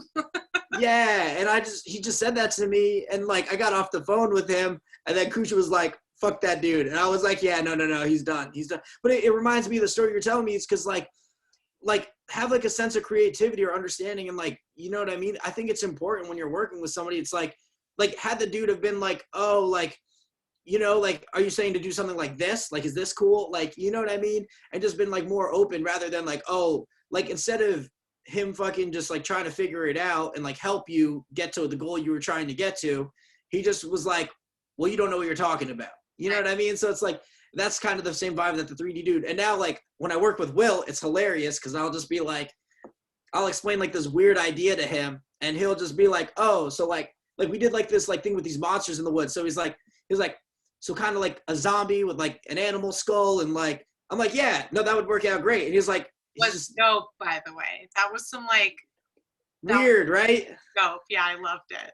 Yeah, no, Will is the fucking man. And he just like literally, Will is just so sick, because he's just like, I love Will, because sometimes he'll be like, oh, I don't know how to do that, dude. And then like 10, 15 minutes later, he's like something like this. And I'm like, oh, this is exactly what we're saying. Those are my most favorite people, my most favorite moments. They're like, I don't know what you're talking about, but let me just try. And then they come back and you're like, that's literally exactly what I wanted. Like, that's perfect. What do you mean you don't know what I want? Like, you did exactly what I wanted. Yeah. No, so I don't know. But those are the people you want to look for. The people that are like open-minded and like you could give them like kind of just like an idea, like, and then they'll be able to turn it to life. Just kind of like they'll be able to interpret what you're saying versus like, oh, you don't know what you're saying. You know what I mean? It's like, right. It's like, you're right. Maybe I don't know what I'm saying, but that's why I need you to help me. Yes. Yeah, exactly. And like, yeah, I mean, ultimately that's the whole point of hiring people, right? Like you're hiring people who don't know how to do it yourself. If I knew how to do it myself, I wouldn't be throwing money at people. I would be doing it myself. Yeah. No, 100%. But I don't know. And it just makes it so much more enjoyable too. Like, I know I keep bringing up Will as an example, but I look forward to like my projects with him because I know I'm going to tell him something weird and he's going to be like, oh, like maybe something like this. And I'll be like, that's it, Will, that's the card. Do they have like Instagrams? Do you want to shout them out so people could Yeah, so Will is at Polar Desert Studios and it's like, I think it's like a bear is like his logo. Okay. He lived in Alaska. So that's like where that comes from. Oh. I think he's in Arizona now. That's very Will, I'm so sorry if I just got your entire backstory wrong, but that's what it is in my head. But I don't love you any less. Jose, you know what? I'm just gonna shout everybody because if you go to any of my posts, I like make sure that I tag all like everybody. So Jose is like an incredible graphics dude. He's just like the most insane. He did my book cover. He did the Crazy Love title. He's just a beast. He's incredible. So Jose is a great one. Curtis is Pimo and my engineer. Friggin', he does like a lot of like he does all like P's like mixes and mastering. Like incredible dude. Like he puts up with a lot of my bullshit. You know what I mean? Like I just be sending him stems all fucked up and he still tolerates me. So I got a lot of love for him for that. And I just like one day I'll send him the stems and they'll be all good. I'm still working on it, but I'm trying to get there. We're almost there. And then Chris Murda too. Like that's what I'm saying. I have like this whole like team and like of people that I'm just like super thankful for. Like Chris Murda, he's the one who mixed Crazy Love. So Curtis is mastering Crazy Love. Chris mixed it, but Chris also did the entirety of that project, which I'm not talking about yet. But he worked on the entirety of that project. Wow. So Chris is the man. He like executively produced it. He put a lot of time. I could tell he put his heart into that project, and it shows. And I can tell he's excited about the project. I'm excited. We're like, when we went into it, we know it was going to be cool, but we're so much more excited about the project as a whole now that it's done. Pimo, like obviously for like been creating with him forever, but he's just like, I know he's the day one. He's the one, if I fall, he's checking me. He's like making sure I'm good. Like, and just like, I think we have like this just mutual belief in each other. So, and I think that's why like we always want to see each other like succeed. And it's like when we both are working on things like, we like when he works on something, like he just did the song with a sick producer from my hometown, AMG, like, you know what I mean? Like I'll see trickle from that. And like when I'm working on like the Take Me Home video, like which P also did writing on, but like he'll see trickle from that. You know what I mean? So there's that too. I'm trying to think. There's like Dan Nilsson, who's a photographer. I go the way back. He took the photo that I sent you for the thing that I can't talk about yet. But that photo, which Will did the other thing on that thing. You know what I mean? But I don't know. I just like feel really great about the entirety of the team. And then, Rick with lighting. It's just like, the team is not crazy big, but everybody plays their role. And I'm just super excited every time that I work with these people because I know that every time that I get in the room with these people, something cool is about to happen. Right. Yeah. It's beautiful. Yeah. And then, so I feel great about everybody. And I'm just like, trying to expand little by little, but I am like picky on like who I bring into my circle. Energy, I think that the smartest thing people can do is to be picky with the energy that they surround themselves with. And that doesn't mean like that you become totally isolated and don't interact with anyone. It just means like if somebody's making you feel weird, you don't owe them anything. Like, if you want to I have agree. a discussion with them or like try to confront it and do some healing or whatever, like, power to you. But if they're not willing to meet you halfway and come to the table, it's a waste of energy. It's not time. No, Maybe you loop back around later on in life when you're both in different places, but like, I've had plenty of that in my life, of like trying to be like open and like lovingly confrontational and be like, can we fix this? Can we come up with some like agreements that make us both feel safe? Because I don't feel safe right now, or heard, or whatever. yeah. And, you know, half of the time it's great and we find some new understanding, and half of the time it's like, okay, I'm out, we're done, that's fine. Yeah. Yeah. And I think, like, to kind of go along saying that, like, I think just like it goes kind of back to just like keeping everybody happy too. You know what I mean? And just like communication. So it's like, you know, at the end of the day, like a lot of these projects are like, you know, they're projects that I want to see happen. You know what I mean? It's like it's a video for like a song that I worked on. So it's like, you know, just making sure that like everybody's like good and like taken care of, like, because they just like they're all part of like my journey right now. You know what I mean? It's like I just don't want, like, I just want to make sure that everybody feels great. You know what I mean? And it's like, at the end of the day, like, I kind of am the captain of this ship. You know what I mean? So it's like, I just can't let this ship sink. You know what I mean? I need everybody like aboard and just like good. And it just goes back to what I was saying, is like, the last thing I want is somebody like feel it like, you know what I mean? I love Will, but like for maybe like on a project, he wasn't like happy with something, how it turned out, but like maybe I have no idea, because in my head I'm like, oh, that was great. Like, I think my expectation of like all the people that I work is that if they're not happy with something, just come to me, because I like, the last thing I want to do is make them unhappy. So it's like, and the only way I can fix it is if they talk to me, you know? Right. And I mean, you do a really great job of being a very approachable person. Like, you I try. well, and I think that that's it, Squires. I think it's that you put intention and effort into like allowing a safe space for people so they can like be honest. Yeah. Feeling like, you, to me, I've always felt that way with you. Like, you know, we've had our deep, you know, like whatever conversations, Yeah. or what, and we've like lived on buses together. So, you know, like we have this like deep connection. But I feel like a lot of that is because you, and I like to believe myself as well, put intention and purpose behind, like, I want to be approachable. I want to be able to have a deep conversation. I want somebody to be able to vent to me about what they're unhappy with, and then for us to find some kind of solution together so we all feel like we're in a good place and like we're heard and respected. And I mean, that takes effort. Like, it takes the ability to like kind of take your ego out of the situation and like not have your needs be the most important needs. Have like collective needs be as important as yours would be. I'm trying to create a space where people feel inspired. And if I'm just like me, who the fuck is going to be inspired? You know what I mean? Like, you know what I mean? I want like people, like, I want Will to come up to me. And I've said this to like them too. It's like, yo, if you guys like have ideas like that you guys are passionate about, let me know, because then I can try to incorporate that idea into something I'm doing, so that you have an excuse to do that just because you want to do it. You know what I mean? I love that. So it's like, yeah. So that's like one thing I've like said too, because, you know, like a lot of the times I know when people are like working with quote unquote clients, like it's what they want and how they want it. You know what I mean? Where it's like, I know like Parker or anybody, just anybody, but Pimo is going to do the most amazing job if it's something he wants to do and he's genuinely passionate about. You know what I mean? I think it's true for anyone. I mean, I don't know. Yeah. Back to the beginning of our conversation where it's like, I want to do what makes me feel most alive, and like is my purpose or my spark, or like preferably both mixed together. And I want anybody who's dealing with me to be able to be in that same space, that same energy. Like, it's this synchronicity thing, or not synchronicity. Yeah. What's it called? I can't think of the word. Anyway. Yeah. Yeah, but I get what you're saying. I get what you're saying.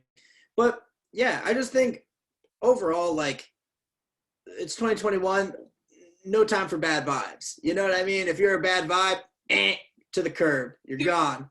Did I did a photo shoot the other day? It was really weird. Yeah. We haven't seen each other in a long time. We both wore masks, and like when it was all done outside. When I was getting photos taken, my mask was off, and then we'd like trade. It was just like hilarious, awkward, whatever. But we haven't been able to work together, and we've been stuck on this music video that like we have a piece of it done. It's for the Birdvana project. Okay, that's fucking sick. And it's a really dope. I think I might have told you about it before, where it's like we're the filming the screen pulling back, and then it like goes back into the screen and back and back. Oh yeah, you did tell me about this. Yes. For everything, but we couldn't figure out how to start the video or end the video, and for a couple months now, it's been like, how do we do this? How do we do this in COVID when we can't see or do go anywhere? Like, what's the idea? How do we keep people intrigued for a 30-second intro, which is a long ass fucking intro, until we get to the part where it's like doing this dope thing. And we're there together, and it was so funny, Squires, because I was tired. Like, I was hitting my wall, which in COVID recovery, it's weird. It's like, you're doing good, and then you kind of like, you just hit a wall, and like you get really tired, or like your body starts hurting, and it's like, I need to lay down now. And he was like, I really just want to get this thing done. Like, I don't want to go any longer without trying. And we didn't know what we were going to do. And I'm standing there, like, with my eyes closed, thinking to myself, like, if this shit isn't done in the next hour, I'm leaving. Like, I don't have it in me. But I wasn't saying it out loud. I was just like, okay, I'm going to be here. And I started just kind of going like this to, like, keep myself occupied and, like, awake. And he goes, keep doing that. And he pulls the camera, he pulls the like this lighting thing up, and he's just like, okay, just keep swaying back and forth. And literally within 2 minutes, we had the whole, like, the video's done. Like, it was this cool, trippy, weird, like, me kind of like swaying my head. At one point, he's like, your haircut kind of makes you look like Kurt Cobain, Camila. I was like, well, okay. But it was funny. It was very like, I don't know. Well, that's something I've been saying this whole year too. Less think, more do.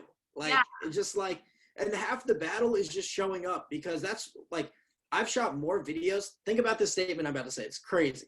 Like, I've shot more music videos in the last 3 weeks than I have the last 2 years. Yeah. That's insane. Like, just because half of my battle is just going there. Like, that's like what I've been doing is like, even if I don't have a full plan in place, I'm just like, you know what? Let me just show up and do it, and whatever happens, happens. Well, and that's like literally what happened. Like, I was so glad that Camila, just let me try. Just give me like 20, 30 minutes, and then if you really hit the wall, it's okay. I'm scheduled to go back there on Friday, and like we're trying to squeeze shit in before I hit the road. Like content, like a couple photos or whatever, and it was that just like, let's just experiment and like see. We don't have any idea what we're going into. But when we got finished with it, I was like, 2021, getting shit done. And he was like, that's the vibe. That's the vibe. Yeah. It really feels like that. Like, it feels like 2020 was a real, like, let me like get clear. It was a very like get clear with me, not with the distractions or expectations of the exterior world. Let me get clear internally. You just said the key word. The key word was distractions. Because I felt last year, I just like, even if I did not care about what certain people were doing, but like at the end of the day, I had to, because it, like, my life was affected by COVID and people just weren't taking care of COVID. You know what I mean? So like last year was like all distractions, but I think with 2021, like after fucking last year, it's the first time in a while that I've actually felt very like hopeful for like the future. You know what I mean? It's like last year I was like, all right, what's the next fucking bad thing to happen? All right, killer bees, bring them at me. You know what I mean? It's like, I was just like so done. But I think 2020 was necessary for, at least for me personally. I don't know. I'm sure it's different on a case by case basis, but I think 2020 was necessary for me to have a successful 2021. You know? I'm hitting that point too. And I'm going to say that with the like caveat of 2020 was one of the more traumatizing years of my entire life. And most people, I feel like, too. I've had a lot of trauma in my life, and like plenty of people have had worse trauma. I don't want to play trauma comparison because everybody has trauma. But like Yeah. last year, like after when I got COVID, I was low key like, I feel fucking traumatized.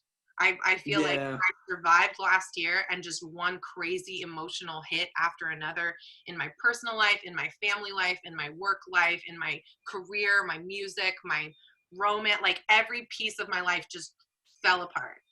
And I Yeah. was like, I'm just gonna, what I kept saying in 2020 was, you know, I feel like I'm a piece of coal and I'm just in a pressure cooker and I'm getting turned into a diamond, and that's what's going I'm on right now. Like, no, I, that's a good analogy. yeah, the goal here is diamond status. I'm not giving up. I'm not gonna, but like Yeah.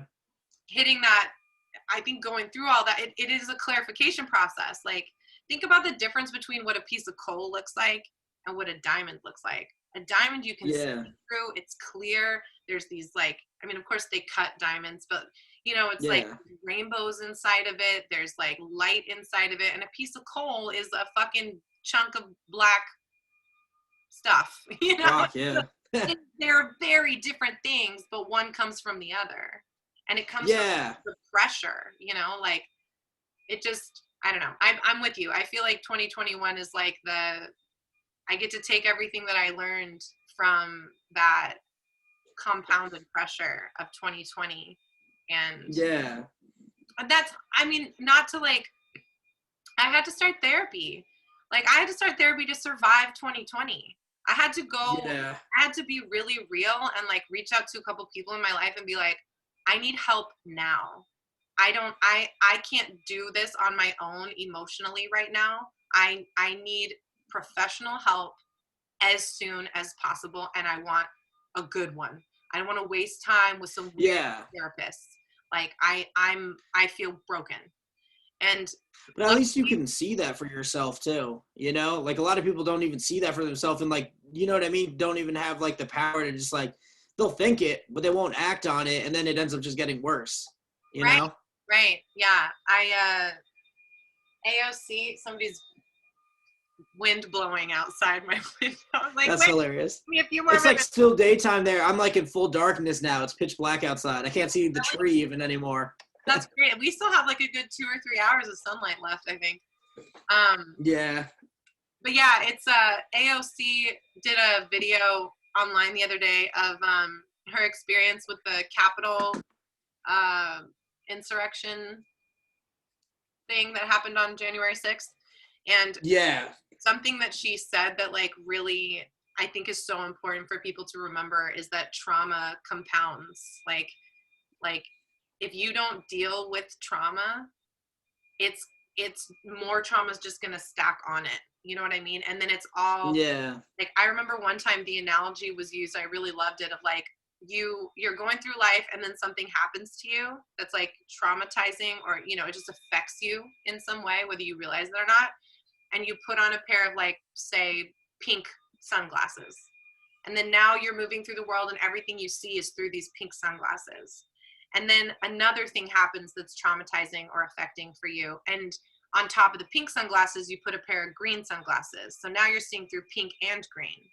And like every Yeah. time something happens, there goes another set of sunglasses until it's like, I don't know what color's what, I don't know what's real, I don't, you know what I mean? And you have to like, in my mind anyway, therapy or like doing that work of like getting real with yourself and like what's happened to you.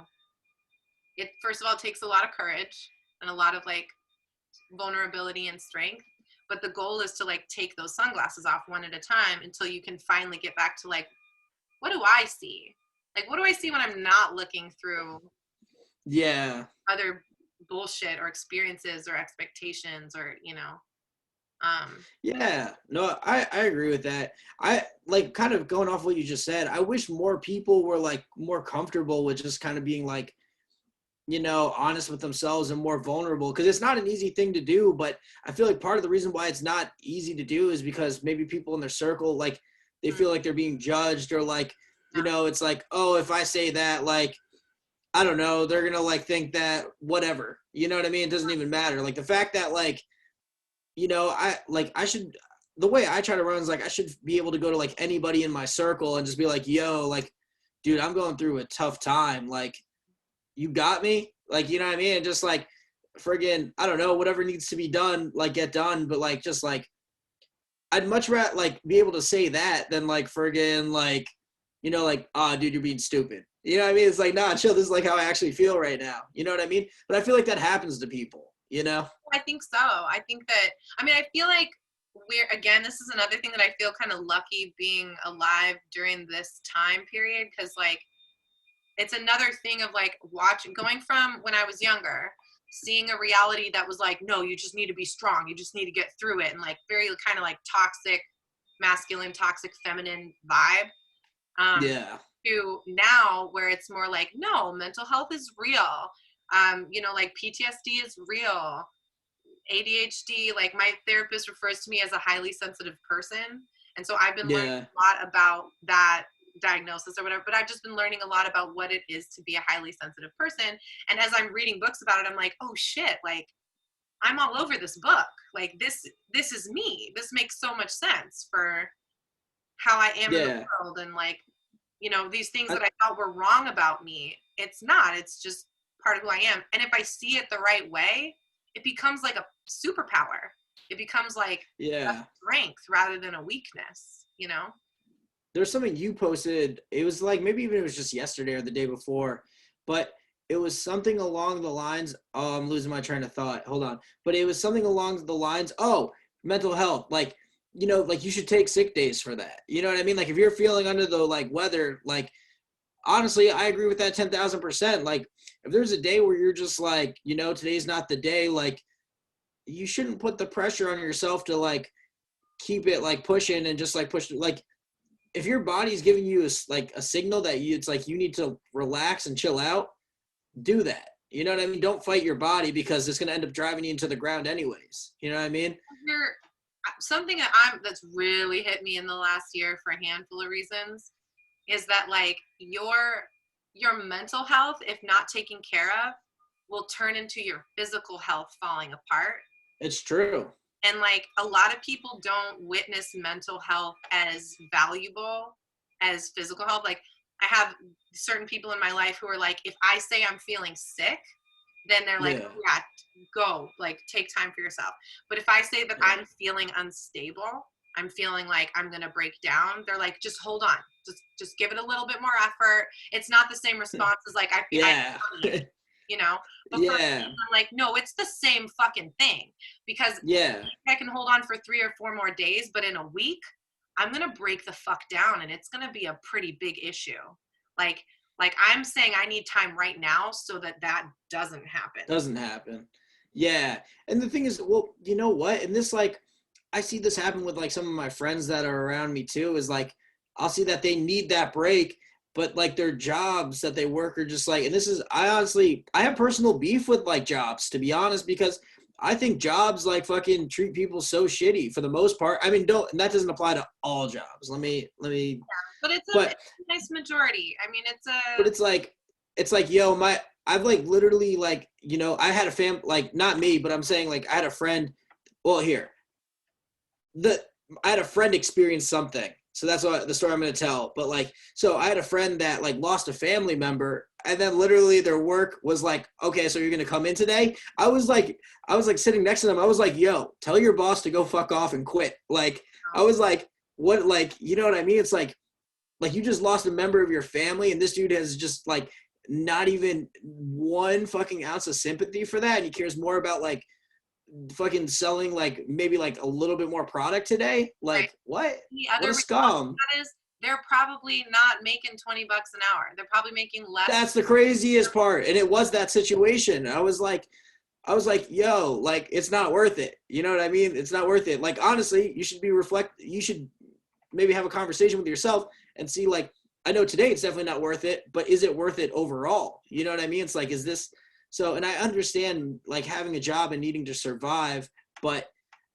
the element there's like, I don't know, like No, you can't, there's it's just, a deep topic there of like personal worth. You know what I mean? Like when you say, is it worth it? In my mind, it's translating as, is this job worthy of me? Am I worthy of being treated like this? And the yeah, answer is no. No, Yeah, you should not I be agree. treated like that. It doesn't matter who you are.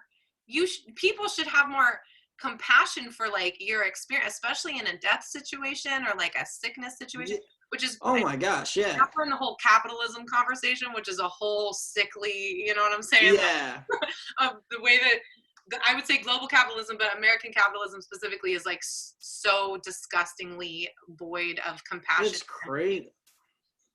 It's crazy, but I don't know. I think like there's just it's like it's just so deeply rooted that it's like people don't even know better, and it's like crazy. Like, I've only been alive for the years I've been alive, but it's like from the years I've been alive, I can see that people go their entire lives just fucking rocking that job, and they'll just ride that job to the grave. And I'm just like, holy shit! Like, you did that from fucking when you got out of school to when you died. Like, that's crazy. I mean, it's one thing if you love that thing, but if you're just doing that thing to fucking survive, like that, like somewhere on that path, like it's okay to rock that job, but as you're rocking that job, you need to be figuring out the fucking your passion and like honing in on that and like, creating a life that you're happy about, because at the end of the day, like that job is that job, but your life is your life. It's so much more important to do like what you love and what you're passionate about, because like you only have one life. It's like you gotta do what you want to do. And like last thing, like what would you rather say? It's like, oh, I was able to follow my dream and do this, or I wanted to travel there, I went there, I did this or that, or I did a good job. You know what I mean? Like, right. Yeah, I don't know. What comes to mind is like we're really lucky. Like I've thought this for most of my life. Like I have little drawings. I don't know if I could find them now, but like I remember being like 7 and drawing pictures of like, performing in front of people, like with a little microphone on stage. Like I've always had this instinct for singing and for music, and like it was definitely fostered by my parents. But like I remember when my little brother was in his late teens and he was kind of like, well, I don't really know what I want to do with my life. And I'm 7 years older than him. So I, like that's a big developmental age gap. And I remember thinking when he was going through that, like, wow, I feel so lucky that I've kind of always known like what my passion is, what my purpose is. And now it's kind of morphing into like, I'm realizing I love psychology and I love therapy work. And like, so I'm going back to school to study to be a music therapist because I want to blend those two passions together. But like, I think that's for whatever reason, when we were being cut, when our little mold was being cut before we were put onto this planet or like whatever, I'm gonna go back to that Soul movie because it just breaks it down. I love it that much. But like we were really clear, like we had to struggle and discover and like go through whatever we went through, but like there was this kind of like clear, like, but that's what I feel good doing. You know what I'm saying? Yeah. I guess I know that that's not necessarily natural for everybody. And I first want to recognize that like there's definitely like a gift in being offered that. But I also want to recognize that even though it might not come like immediately and naturally and just be like this and nothing else, everybody has that. And like experimenting with different things, like I don't know, like renting a camera and seeing if that makes you feel good, or taking guitar lessons or singing lessons or picking up a paintbrush or, I don't know, building a birdhouse or like just trying things until you feel that little spark of like, I want to do it again.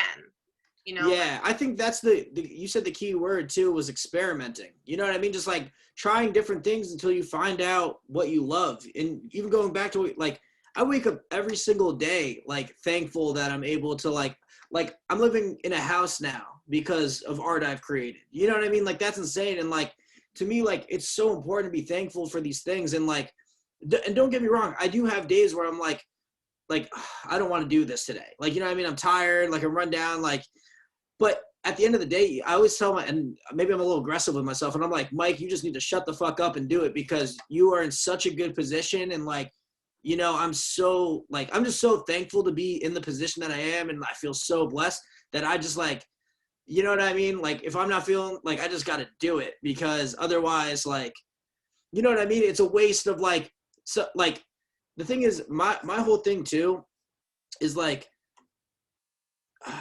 I'm trying to like put it like, I'm trying to like gather my fucking words really fast. Like, I'm just so thankful for being able to live off of what I do, that if I don't do that to its fullest potential, it's a waste for it's a waste for somebody who could be doing it. You know what I mean? So it's like, at least I got to like hold my spot and just like, at least like, but the thing is, everybody can do it. They just got to do it. You know what I mean? But it's like, you just got to like push your. It takes courage, and like, you know, I learned recently. I can't remember where I heard it, but it just like resonated so hard that it was probably AOC again. She's my hero. Yeah. I love her so but it was something to the effect of like, courage isn't courage. Courage is having fear and stepping through it, like knowing that you have to move through this fear. That's courage. Courage is not letting fear stop you. It's moving forward anyway. And like, fear plays a huge role. Like, for instance, when you say like, you know, you're not feeling it, but then you're like, come on, like, get up and do it. Come on, Mike, you can. To me, that's like, there's that little voice of fear or exhaustion or whatever, right? Like not being sure. That's like, I don't know about today. I don't know if I should keep doing this. And then this other piece of you comes in and goes, we're just going to step right through that. And we're going to try harder, and we're going to, you know, like, put the energy in. You also you have like such a instinctual drive about you that like, I try. Well, maybe I don't even try. Maybe it's just like fucking just like it just happened that way.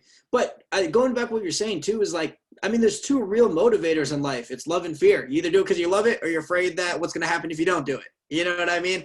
It's like, so those are the two things. So I kind of guess I have like a mix of both. You know what I mean? Yeah. And there's this quote, like, I haven't said it as much recently, but like I used to say it a lot, and it's just such a simple quote.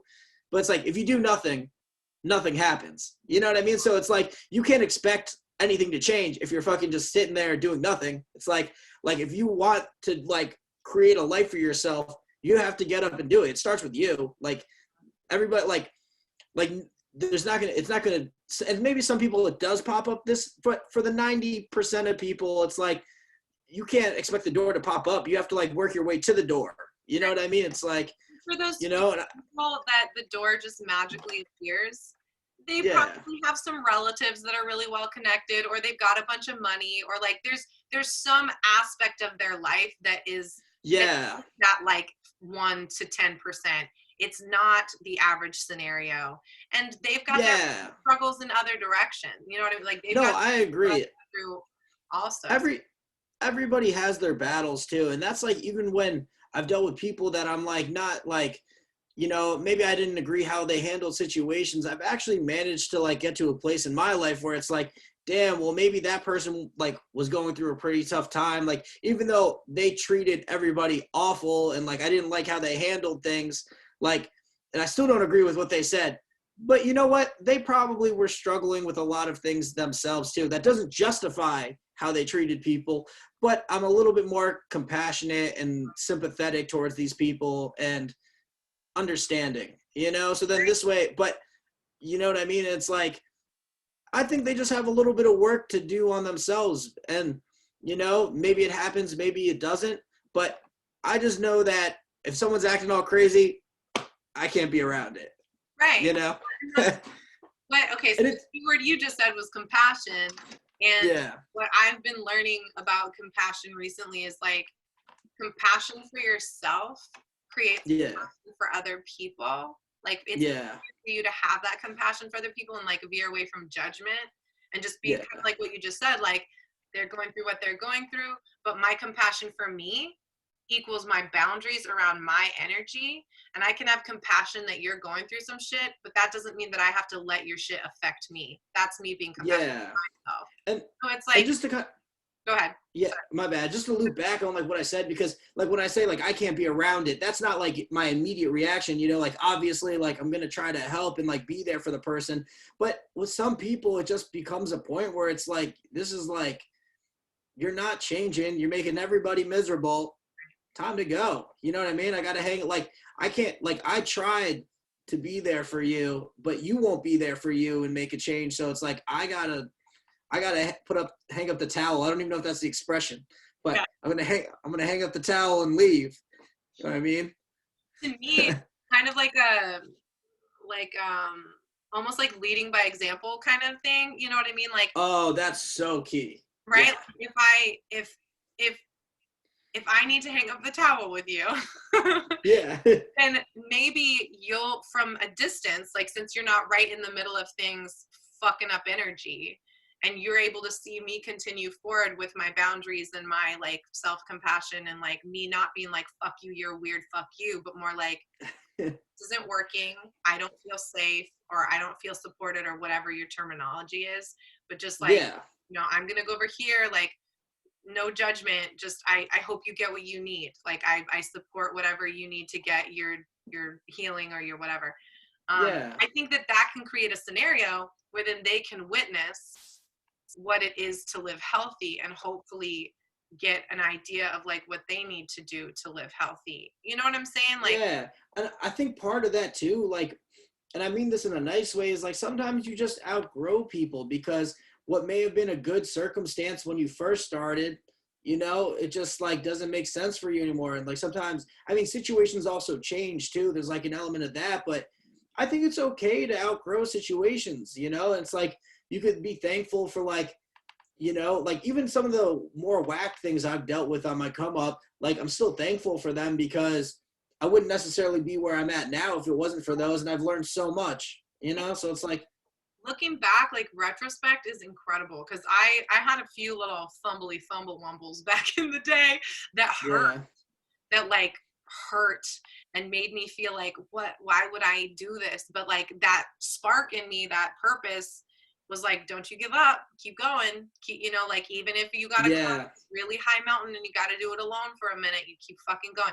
And I never was alone. There was always at least a couple people around me that were like championing my progress and my growth. yeah, Now, years later, I look at this family that I have, this community that I feel so loved and supported by. Like, they know me for me. You know what I'm saying? They've seen me at my best and my worst, and they are there. yeah, And I never would have made it to them were it not for having gone through, like, I can very clearly see all the stepping stones that got me from that yeah, situation that hurt and broke my heart and I was super butthurt about for a good decade to like here where I'm like, oh, it was supposed to happen that way. There were lessons in there. I figured out who my people were. I figured out who toxic people were. Like, I learned myself, so I was able better to discern what toxic felt like and what love felt like. And, like now I have a lot of gratitude, and I'm like, okay, I don't feel butthurt about it anymore.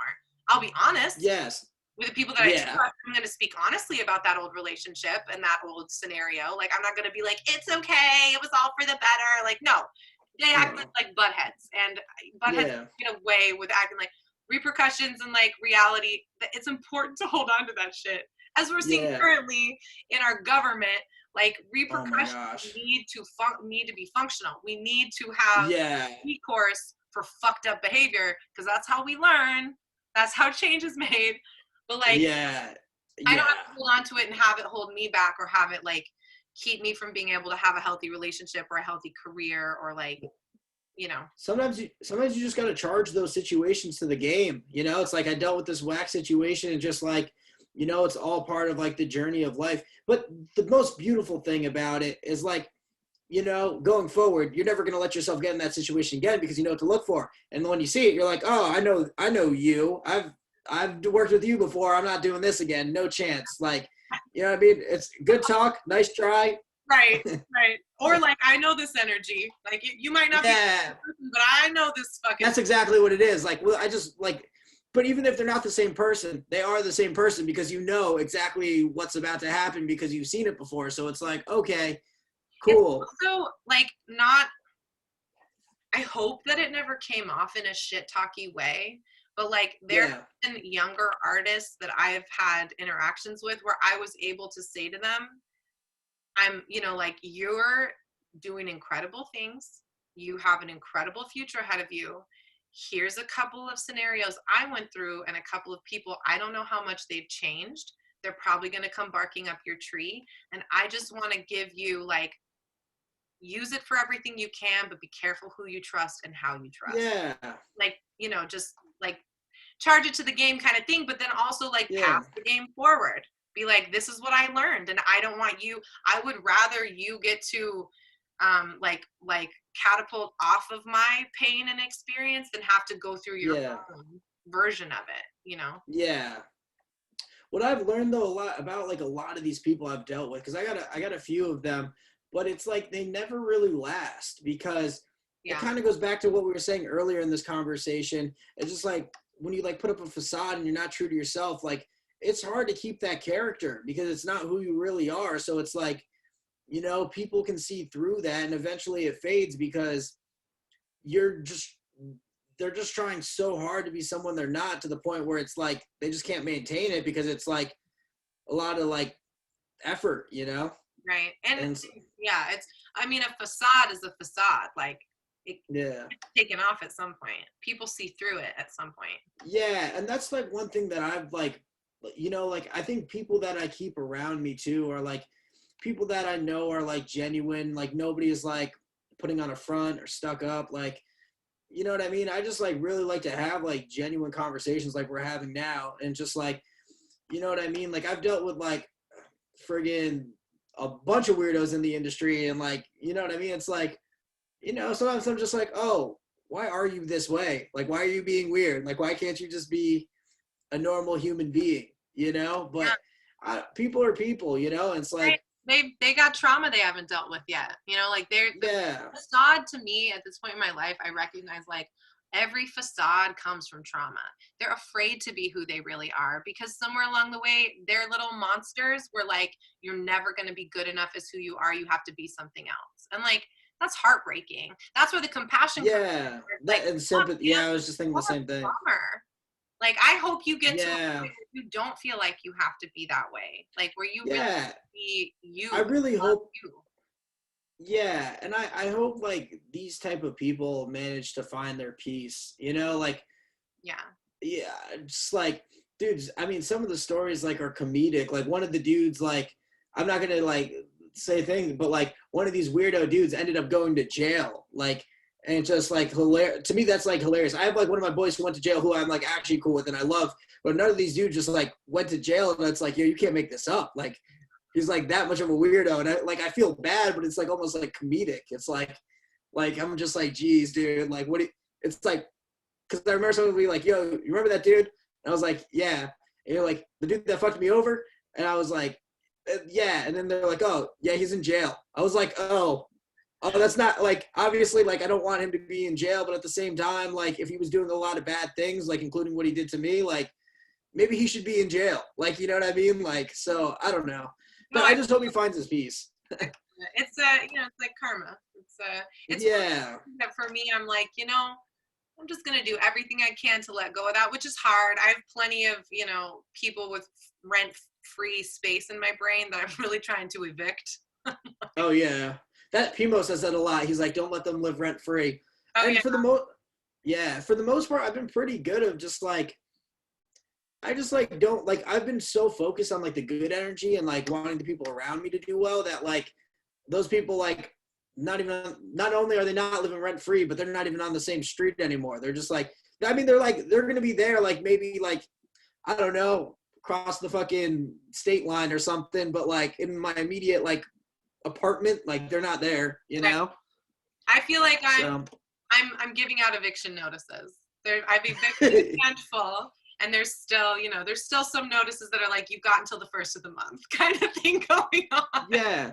I think one of the big keys though is like, learning to forgive them, not for them, but for you. You know what I mean? It's like compassion. Yeah. Yeah. It's like, damn, like in my brain, I'm the one that's hurting. They don't know that I spend all this time thinking about them. I'm hurting the rent-free and the brain thing is like, it's all me. It's all my me like what's the word, punishing myself, like I was watching BoJack Horseman the other night, which I have learned to love that show very much. You've seen BoJack? Oh yeah, I love it. I've seen all of it. Oh, I'm on the last season right now. But in the last season, there's like a scene with Princess Carolyn and I forget the other person's name, something Gecko, and she's like, she goes to the person, like the entire show, like she's hated this person, and she's like, she goes to the person, she's like, oh, I can't believe we hated each other for all these years, and then the other person goes, wait, you've hated me for all these years, you know, like, and it just kind of fits into that where it's like what you're saying is like they don't even know, you know what I mean? Totally. It's like, you know, so I thought that was like super funny. I did too. But that show's got some real. Dude, I love BoJack Horseman. That's what I'm saying. And you know, like I didn't know what to expect going into BoJack Horseman, but let me tell you that it's crazy though because he's super like an anti-hero though. Like he's kind of like BoJack is like pretty kind of scummy at like some solid moments, you know. But it's like especially at the beginning of the fucking series. Oh my! It's like, ugh, what am I watching right now? You know? I know, but it's like there's still a weird part of you that fucking like sympathizes though. You know what I mean? It's like you want to see him win. Yeah. Yeah, so I don't know. It's like that's actually like I super recommend BoJack Horseman. I'm not done with it yet, but like I'm like it's probably one of the better shows I've watched in a while. I definitely am on board with that. I'm gonna tell you my favorite show in case you haven't seen it. Which one is it? The Good Place. No, but Sarah. So when Sarah came out to LA, we went to Universal and we went on like one of the backlot tours, and she's like, "Oh my gosh, this is the set from The Good Place." So Sarah's seen it, but I haven't seen it yet. I'm so jealous she got to go watch. Yeah, she was really stoked. I don't know if it's still there. It's over. They completed it. They like ended the series. Yeah. I love it. It's like deep content but it's like really comical and it's about like the afterlife, you know, like the show starts with these characters having just died and like their experience like heaven or hell or whatever, the good place or the bad place. But it's like I don't know, it like it's deep as fuck but also really lighthearted and like the way that they describe the afterlife at the end of it, I've been telling people like, you know, I don't know that I believe in heaven or hell or whatever, but like what The Good Place depicts as the afterlife at the end of the show, that's what I believe in. I'm like, that's the end. That's fair. I stick into that one. Yeah, I recommend it. Yeah, I definitely gotta check it out then. You should. I keep trying to get Koosh to watch it because I'm like, Koosh, they talk about these deep, like, psychological shit, but then they say, like, butthole and make, like, nasty joke. Like, it's a show I think you would love, you know? Yeah, that's hella funny. Yeah, I definitely gotta check that out. There's, like, a few that I want to watch, but I'll put that one on the list. I'm excited to finish BoJack, though. I've been, like, slowly chipping away at that. I'm just so close at this point. Oh yeah, no, finish BoJack. Like get through that one, and then I'm just saying, like when you're ready, the Good Place is my recommendation from Camila. Okay, I'll check it out. I think Sarah loves it too, so maybe I can convince her to rewatch it with me too. Oh, bro, I've watched the whole thing. Like it turned into one of my comfort shows. You know, do you have shows like that where like you just put it on in the background and it like feels good to listen to it, even though you've watched the whole thing? You know, I don't know if I do, but BoJack has been very comforting as of recent. That's kind of where I'm at. Like, cause you know what? I really don't watch too many like TV and movie shows. Like occasionally, like I'll get into one. It's like, I actually don't even know how I got hooked on BoJack. I think the first episode was like on and I just like walked in like on it happening. I sat down. I was like, oh, like I thought it was gonna be like, I was like, oh, I thought this was going to be like Family Guy. This is like actually like some real subject matters. Yeah. I'm like, oh, this is great. No, totally. I and like a certain contingency of people that I know will like have comfort shows where you've seen the whole thing, you know the storyline already, like you watch from beginning to end, but like you go back and restart it and it's literally like actually they did a study or like I read the science behind why humans like reruns. And it's everything in life, we don't know what's about to happen. But in a rerun, you know what's about You to happen. do. You've already watched the show. So there's this like disarming comfort thing that happens for our brains in watching a rerun. So that exact logic is like kind of what I'm like, it's kind of like with sampling with music. Yeah. You know what I mean? It's like people, like you're giving people something that they're already familiar with, so they have like an idea of what's about to come. Right. So it's like, you know what I mean? It's like, that's like kind of the idea. There's like a little bit of like fucking psychology behind it, but it's like you're just giving them something that they already like and know, and then you're just putting your twist on it, you know? It's like how you guys did with like the Birdvana project, you know? Yeah. You know what I mean? Never thought about that from a music standpoint, but that makes so much sense why sampling became such a popular thing.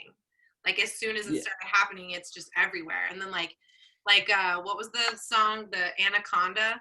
I remember. Oh yeah, the song came out. Bonds. That I was nannying, and at the time I think the kid I was nannying was like older. She was like, I don't know, 13 or 14 or something. And so I was kind of like a chauffeur friend at that point. Yeah. But that song came on and she was like, oh, I love this song. Like I can't remember what exactly she said, but I was like, this is not the original. We have to, if you really like the song, we have to go play the original, because I can't let you get away with thinking that this is like a unique idea. This is totally a fucking bitten idea. You know what I mean? Yeah. Yeah, no, but I don't know. I think there's like, there's two sides of sampling too. It's like, to feel like so passionate about a song that you want to like recreate it and like do it, like it's kind of like, if we're gonna take out all the business terms, like it's a super homage, because it's like you're like not letting the song die even longer. You know what I mean?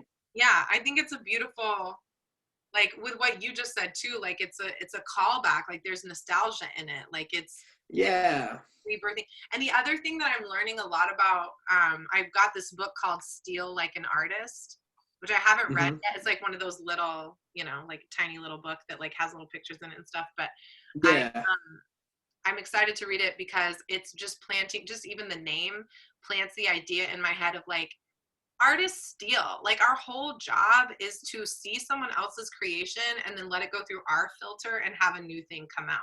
And like, yeah, exactly. I've noticed so much throughout my music creating journey or art creating journey that like rarely is an idea just like a fresh idea. Like when I go listen to, like when I'm not feeling really personally creative, that's usually when I'll like start listening to a bunch of other people's music, or like looking at a bunch of other people's art, and then I'll go through another phase of like, now I'm outputting a ton because I've been filtering through all of these ideas and language and sounds and feelings and colors and it just like, I don't know, you know what I mean? Yeah, no, 1,000%. It's just like, it's like you can feel inspired by, you know what I mean? It's like you get like inspired by art and then you create your own art, like I think that's just like what it comes down to, right? So yeah. Well, we did good, Squires. This was great. This felt very comfortable. Yeah, no, I think it went well. I feel good about I feel like I spoke well. I try to watch myself with the ums. I've gotten like a little bit better. Ums and likes. Yeah, no, you're great. You're great. I was curious because I'm like, never done this. Like, how awkward are we gonna be because we're recording it? And I know that like for most people, as soon as they know that it's being recorded, just a whole different, like a whole filter. Yeah, I try not to. I'm probably like, I'm probably not like taking all like my super stances like on like everything, maybe I'm like a little bit like step back-ish. You did a good job not name dropping too. That's always my fear, like Camila, don't be talking about it. Yeah, no, I definitely, well, the thing is like at the end of the day, like I'm not trying to cause any issues or cause trouble because you know what I mean? So, sure, but I want to be honest, but I don't want to be you know what I'm saying? Like, and there's a fine line there because we all experience things, and in experiencing things, you are dealing with like interpersonal relationships, and that's how we learn. And it's Yeah, but it's funny. Like when I talk about those situations, it's like I don't feel like any malice really towards like any one of those guys. I just like I just kind of like look at those situations for like what they are and just like, wow, that was like a learning experience, you know? Like, I don't know how I've got to this place. This is like probably a more recent development, but I don't know. I just like, you know, I don't want to say like, cause I mean, I genuinely don't have that many like hard feelings. Like, I just don't care. Like, I guess it's at a point where I just don't care nearly as Yeah. much, like, as Well, I once did. And it's like, we said, the last thing, oh, sorry, go ahead. the last thing I was gonna say is like I just feel like I have so many good things going on right now that I would be an idiot to like let like those like past situations and stuff like, you know, like Yeah. muddy up what I have going on right now. Well, like we were saying earlier, it's what got you to where you are now. Like, Oh yeah, it's a yeah. lot easier to have like love and compassion towards After it's done. old shitty, right, after it's done. And with the retrospect of, were it not for those lessons and experiences, I would have never made it to where I am. I wouldn't know myself as truly as I do right now. I wouldn't know the people that I know. Like, I wouldn't trust them and have like what we were saying about like, I want open communication. I want trust. I want like you to tell me when you're feeling uncomfortable. If I hadn't gone through situations where I felt uncomfortable and like there wasn't trust and all that kind of shit, I wouldn't understand how important Yeah. it is to provide that and like be really conscious of like making sure that's real for Yeah. people. And Well, you know, like, you know how you felt when you were treated that way, and you know that you don't want to make anybody feel like that. You know right. what I mean? So it's like, Empathy. yeah. But yeah, no, I think this was sick. I'm excited to see how it came out. Hopefully, like all the audio and everything was good. I If know. not, like no, if anything, if no worries, like either way, like I'm still like was just happy with the conversation too. Me You too. know That's what how I feel. I I mean? I definitely am gonna bug you to do more of these with me throughout. You know what I'm saying? Like as I do it. Oh, I'm so down. That's the beauty of You're that. It's just conversations. It's not like it's like every time we'll talk about something different as we would if we were just on the phone with each other. You know? Yeah, and I feel like you're like, I mean, at least in my life with this kind of thing, you're catching me at a good time because I just feel like I'm so excited with everything that I'm working on. It's like, you know, That it's just reminds. like, oh, what you thinking? I want you to shout out anything that you're about to release or like that. I know you have some things that are secret. Yeah, But no, like, I got the one that's like start like I'll shout out the YouTube channel because here I'll start my shout out right here. Yeah, so right now I'm working on this YouTube channel where I'm producing and directing all the videos. I got the first song and video out now. Came out the other day. Super personal like song that I wrote like with Pimo and Atlas. So they can go check that out. But then also we have what a is it? song. What's the Take Me Home is the name of it. It's is like of the channel? What's the name of the channel? oh, I think if you just type in Mike Squires Take Me Home, you'll find it. I think my channel name is literally just Mike Squires. But yeah, so no, I'm like stoked on that. Like, you know, that's like a personal story and like if you want to check it out, go check it out. And then but I'm really stoked too because the next release is one that we have together and that's February 18th. Yeah. Assuming that I get in all the files tomorrow. It's February 18th. And no, that's Crazy Love, which I'm like super excited for. The video's like near done. Just got the titles in, the cover art done. Love So it. yeah, Hope no, I'm excited. Everybody should go do it. Let's go. Yeah, no, I'm excited though. I think I have a really good feeling about it. Like, I don't know. I just have a gut feeling. Like, I feel like with the way I'm feeling, it just can't fail. Like, Yeah. I don't know. No. So that's what I'm saying. Like, I don't know. Because it's like a new venture. Like, obviously, every time you try something new, you're just like, oh, well, let's see how this does, you know? But I don't know. I feel really good about it. And like I said, like somewhere in the this conversation, it's like I feel like I got like a really good support circle around me, you know? So it's like, and I think that's like, honestly, that's probably one of the huge keys to this actually being like something that's going to end up being successful, you know? Definitely. So I think, yeah. So I was thinking it would be fun to end Okay. conversations with I got to figure out how to open them because like the beginning of this is like I'm wearing pajama pants.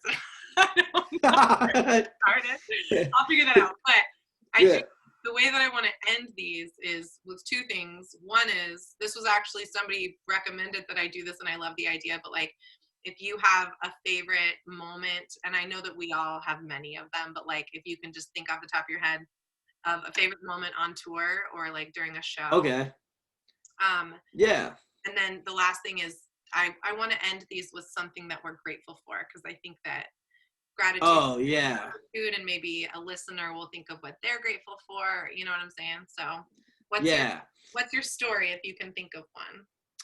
Or The first tour story that came to mind too. I just think it was like such a silly moment where it's like I forget what show it was, but I was like filming, and then George is mid performance, and he just comes to me, he's like, "Let me get on your shoulders," and I was like, "What?" He's like, "Let me get on your shoulders." So he like gets on my shoulders while he's performing. I'm holding the camera. I hand it off to Koosh. I don't know how fucking Koosh is playing the fucking bass while filming me, and it was just a crazy thing. But I don't remember that show. But I don't know. That was just like a funny moment. And like there's the video. I'm just like, love that. Love that. Yeah, no, there's so many good tours. But that's the thing with that, like touring with you guys is like there are just countless tour memories. There's another one I have. Like I don't mean to double up, but there's another memory I have with Koosh. Remember when we went to that friggin' like weird Copenhagen amusement park?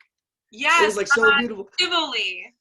Yeah, exactly. So when we were there, like Koosh and I were just like walking, and like we just like finishing like a funnel cake or something, and then we just like it's just like us in the park, and like it's free game, like all the rides, no lines, just like whatever we want to do, we're running the place.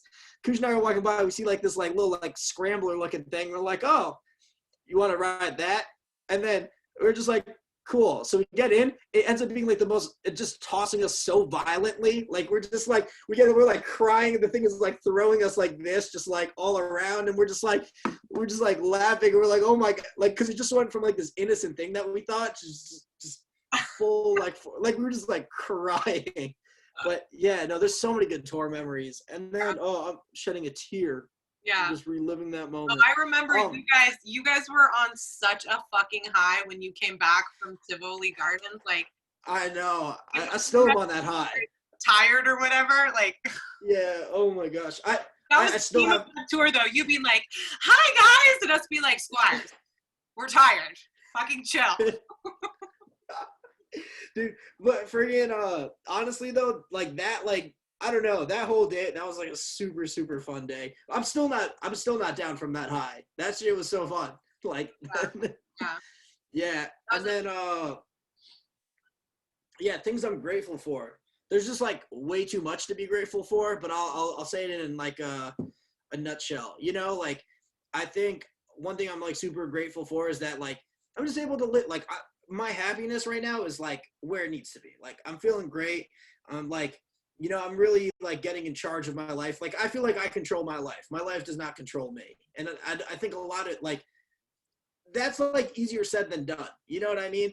So I feel like I'm in control of my life, you know, like I have a beautiful career that I love, you know, and even with COVID, I'm still managing to make it work. You know, I'm thankful for Sarah. Like I have an amazing girlfriend and support system. I'm thankful that we have this beautiful home that we're in. This is like, I'm just renting it, but it's my first ever adulting thing that I'm doing. So this is great. Yeah, I think everybody thankful for the people around me, like my family, my friends, like, you know, everybody who I've been working with. Like, I don't know. I just think there's so much to be grateful for. And, you know, I'm like grateful that right now I'm seeing that like my time on this earth is like, you know, I should be doing what I want to do because who knows when that time is up. You know what I mean? So I think like I've been a lot more in touch with my mortality, which I know like could be like a little bit more fucking, you know what I mean? Like I don't view it as like a negative thing. Like, you know, I think death has a bad misconception. You know what I mean? Like I feel like, yeah, I don't know. People are like, all right, Mike, I was rocking with you, but what are you talking about? Hear me out. I don't know. I just think like, you know, you want to get to the point where it's like you've lived like this full life and, you know, at the end of it, like, hopefully like everybody's there to like celebrate your life. You know what I mean? Because that's the thing. Like one of my biggest fears is like, I don't want to be alone at my funeral, even though I'm not going to be there. But like, just the idea of like nobody showing up, like kills me, you know? So that's why like, I'm also very like, you know, conscious of like being sympathetic and like nice to people too, because it's like, yo, like I don't want people going to my funeral just to check that I'm dead. You know what I mean? Like I want them there just to like, you know, because like they actually like miss me or I was like a good influence on their life at some point, one reason or another. Totally. You know? So I guess that's what I'm grateful for, Camila. Those are good ones. Those are inspiring ones. I think that I'm going to tag my gratitude onto the first thing you said, which was feeling like I'm in control of my life, which that's so important. After COVID, after the 2020, like I didn't feel like I had any control over my life for 2020. And yeah, I think a lot of people can relate to that. Like, I just think last year was like such a curveball, and it's just like, but like I said, I think there's like a lot of beauty because then I think people were able to take a step back and just like, all right, what's going on here? You know? And then that puts them in a position of like using my life as my example. I'm feeling control of my life now, and it was because I was like, I am taking the reins. Like everything is about to change, and it is changing currently. I'm in the middle of all this huge transition, and and I feel that excitement and that pride and that like hopefulness, gratitude of like I took a path, you know, like maybe I get to choose. I'm going to flip that quote that I said. So maybe I'll start saying it differently now because I always used to say, if you do nothing, nothing happens. But now I can just flip it and just say, if you do something, something happens, you know? So my therapist brought this up recently. Because I was saying like, I was recognizing that for most of my life, I have lived loyal to a fault. Like I've put other people's needs in front of my own. I'm loyal to others before I'm loyal to myself. And I was saying to her, like, I'm not going to be loyal to a fault anymore. And she goes, well, your brain hears, you know, like your psyche hears what you're saying. And so you want to make sure that when you state things, you state them in a positive way. You don't say what you don't want because what your brain hears is what you don't want. You say things in a positive way. So I flipped it to, I will be loyal to myself first and foremost. And my little tag on in my head, my like, whatever, like, not wanting to be a shitty person tag is that I don't need to worry about not being loyal to other people by putting myself first. My instinct is loyalty to others. So like, putting myself first doesn't mean that I stop being loyal to others. It just means that I don't put them in front of my own needs kind of thing. Yeah. No, it makes 1,000% sense. Yeah. I love that. I like that you flipped it to the positive because I've been trying to do that with everything. Like when I hear myself like, I want to, I don't know, whatever. And I'm like, no, me too. I'm on that same wavelength too. Even if you go watch the Take Me Home video too, like, I mean, it's definitely like a sad story that happened to me, but I was like, yo, like, I don't want this video to be sad. Like I want it to be like, yo, that's like where I was at. Like, but I'm doing good now. So I actually, before that video came out, I ended up redoing a lot of the titles and like made sure I read them as like, you know, like make sure that they were more positive. Like, you know what I mean? I ended up taking out like a whole bunch of stuff too because I was like, just focused more on the story. And I was like, the story part of it is definitely like important, but I was like, that's not the point I was trying to make with that video is that if you're going through a bad time, you can make it out the other side and do whatever the fuck you want. You know what I mean? So that was kind of and that's like what I like really was aiming to do. And like, I didn't even realize that until like the last second before I did it, you know? Yeah. I love it. I love that you work by the seat of your pants like that. Like that's one of my favorite, you know, well, you put a lot of intention into the things that you do, but I like that you also have, like courage to be like, we got a couple hours, like let's flip it. I have this idea and I think it's gonna make it better, so let's just do it. You know what I mean? Yeah. Well, the thing is too, like I have an amazing story. I'll tell this because then we can just keep going forever. And I know we did the outro, but this story is so amazing. Oh yeah. So last week we were shooting a music video and it's fucking 3 a.m. We have a video that we're shooting at 8 a.m. All the artists are out here and Pimo's texting me. He's texting, I'm in bed now. We're all going to sleep. He's like, dude, I hate my verse on the song. I was like, what do you mean? He's like, I hate my verse on the song.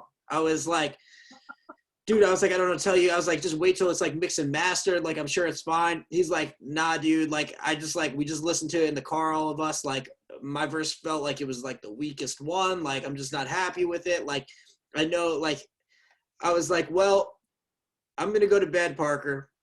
But here's the instrumental. Here is the instrumental. You do with this what you want. So now I wish he should come on and tell the friggin' story, but I'll tell it too because it's just like him. We should do a podcast with you and him. Dude, that would be amazing. I'm 10,000% down. But I'm going to tell this story now because we have a million funny stories, and this one's just hilarious. So, friggin', I wake up the next morning, fucking 7 a.m., whatever it is. I have a file just in my text. Just like, and I listen to it. It's a brand new verse. It's a lot better than the old verse. I just text them back, how? So I'm just like, everyone's waking up. They're like, where's Parker? I was like, guys, I don't know what happened, but just let this man sleep. He was up like super late. And I didn't tell him that he re-record. I didn't tell anybody that he re-recorded the verse because I was like, that's not, let him tell them. Like, so let me tell you how this motherfucker records it though. So he's like, listen, and it's actually, I had a sad moment because I was like laying in bed and I faintly, ever so faintly, heard him listening to the instrumental in the room across the way. Like I just like at like the lowest decibel, like I just hear like the little clap. So I'm like at 3:30 in the morning, I'm like, oh, he's going for it. So at 3:30 in the morning, like he writes this new verse and then he gets up, he goes into my studio and he's like, if I could find Mike's interface, because I have one interface that doesn't need to be plugged into power. It could just be plugged right into your computer and it'll run. Wow. So he's like, if I could find, he knows I have one of these because we've worked forever. He's like, and I just moved. He's like, if I can find this interface, I might record this right now. So he goes in my room. He first spot he looks, the interface is there. It was just in the drawer, right? So he takes his laptop, he unplugs my microphone, puts the microphone in like a beanie, he basically takes my entire studio out to his fucking car so he doesn't wake anybody. At fucking 4:30 in the morning, this motherfucker re-records his entire verse in the car, puts the laptop on the seat, sets up the thing, and re-records the whole thing. We got the final mix and master, and it's great. It's like insane. God, that's amazing. but that's like the vibe. I feel like that just kind of goes into like talk about changing things last second. You know what I mean? It's like it's just like we had like everything locked in, and he just like, I don't know. To me, like that's like a crazy last minute play. So. I love that though, because it's like being true to yourself. Because the reality of these songs is, and I've fucking lived this a million times, you're stuck with it. When it's done, it's done. You don't really, unless you're gonna pull some Kanye shit, you know what I mean, and just be like, yeah, I'm changing it. It kind of makes me think of I feel like when you release a song, the art doesn't necessarily belong to you anymore. Like it's officially out there to be interpreted. The world. And like it's kind of like you raise a child. The way I've actually always thought about this is why I'm quasi careful with who I make music with. There's been in my life that I've turned down collaborations with because I was like, I don't want to make a music baby with you because we're gonna have to raise it together, and like that means that it's like our child. Like maybe we have separate custody or whatever, but like we're together forever now. And I feel like that, like there's been so many times where I was like, damn, I didn't like that thing and I should have changed it, but I just wanted to like be easy. And so I let it go. But now every time I hear it, I cringe, Yeah. I think like, that's like one thing, like, I mean, up until like we have no control of it over anymore, like we're willing to make like changes, you know what I mean? Like where we can. But I think that also goes back to just having like a really good team and support system that like makes that possible. You know what I mean? It's like, also, you know what I mean? It was kind of a perfect scenario of like you kept your boundaries or whatever, but you were like, you know, give you what you need, you do you, homie. I need to go to sleep right now, but like best. I knew he was gonna do it. The second I sent it to him though, I knew what I was doing. I knew he was gonna do it, but I just knew that I couldn't be a part of it because otherwise then my day tomorrow was gonna be awful and I wouldn't be able to do my job. And you didn't have to be. Like he was fully capable and fucking did it what he needed to do to feel good about it, and like that again speaks to a strong team. Like, you know, I might not be the engineer on all the projects, but I know how to engineer enough to be self-sufficient in a scenario like that, and I think that's important. No, I agree. I super agree. Shout out Pimo for that, dude. I was rolling. I'm still laughing on that story. Tenacity. But that was, I told him, I was like, even before I listened to it, I was like, regardless of what it sounds like, I was like, you already have a story behind it. Like, you have like a story of you going out to the car and recording this. You know what I mean? It's like, that's hilarious. It is. It's amazing. Yeah. Oh, my eyes. Oh. My eyes get so watery, I'm like crying. That's good. That's good for your eyes. You can see better. Yeah. But Yeah, I guess that's pretty much it, Camila. Pee. No, it's good. It's good timing because my bladder's like, let's go pee. And I'm like, but we All right. first. No, this is great. I think you definitely have everything that you need, and I guess just keep me in the loop with however I can help. I will. I will. I'll let you know as I figure out this whole situation. And I love you. Thank you so much for being my guinea pig. You made me realize Yeah, it's totally functional. Like, honestly, I kind of, if I can make it work just with the Zoom audio, I kind of just want to do it this way. Like, it's super chill. yeah, And like, I like how candid the whole thing is. And like, speaking to someone's face is easier than just like, whatever, awkwardly. yeah. No, 100%. I also I guess just keep me in the loop with everything. And if for some reason like this didn't work out and something like didn't record or like, just hit me up and like we can do it all again. Like I have no issue with that. Absolutely. All right. Thank you. All right. Love you, All man. right. Well, bye. Enjoy your pee. Thank you. All right. Bye. Bye.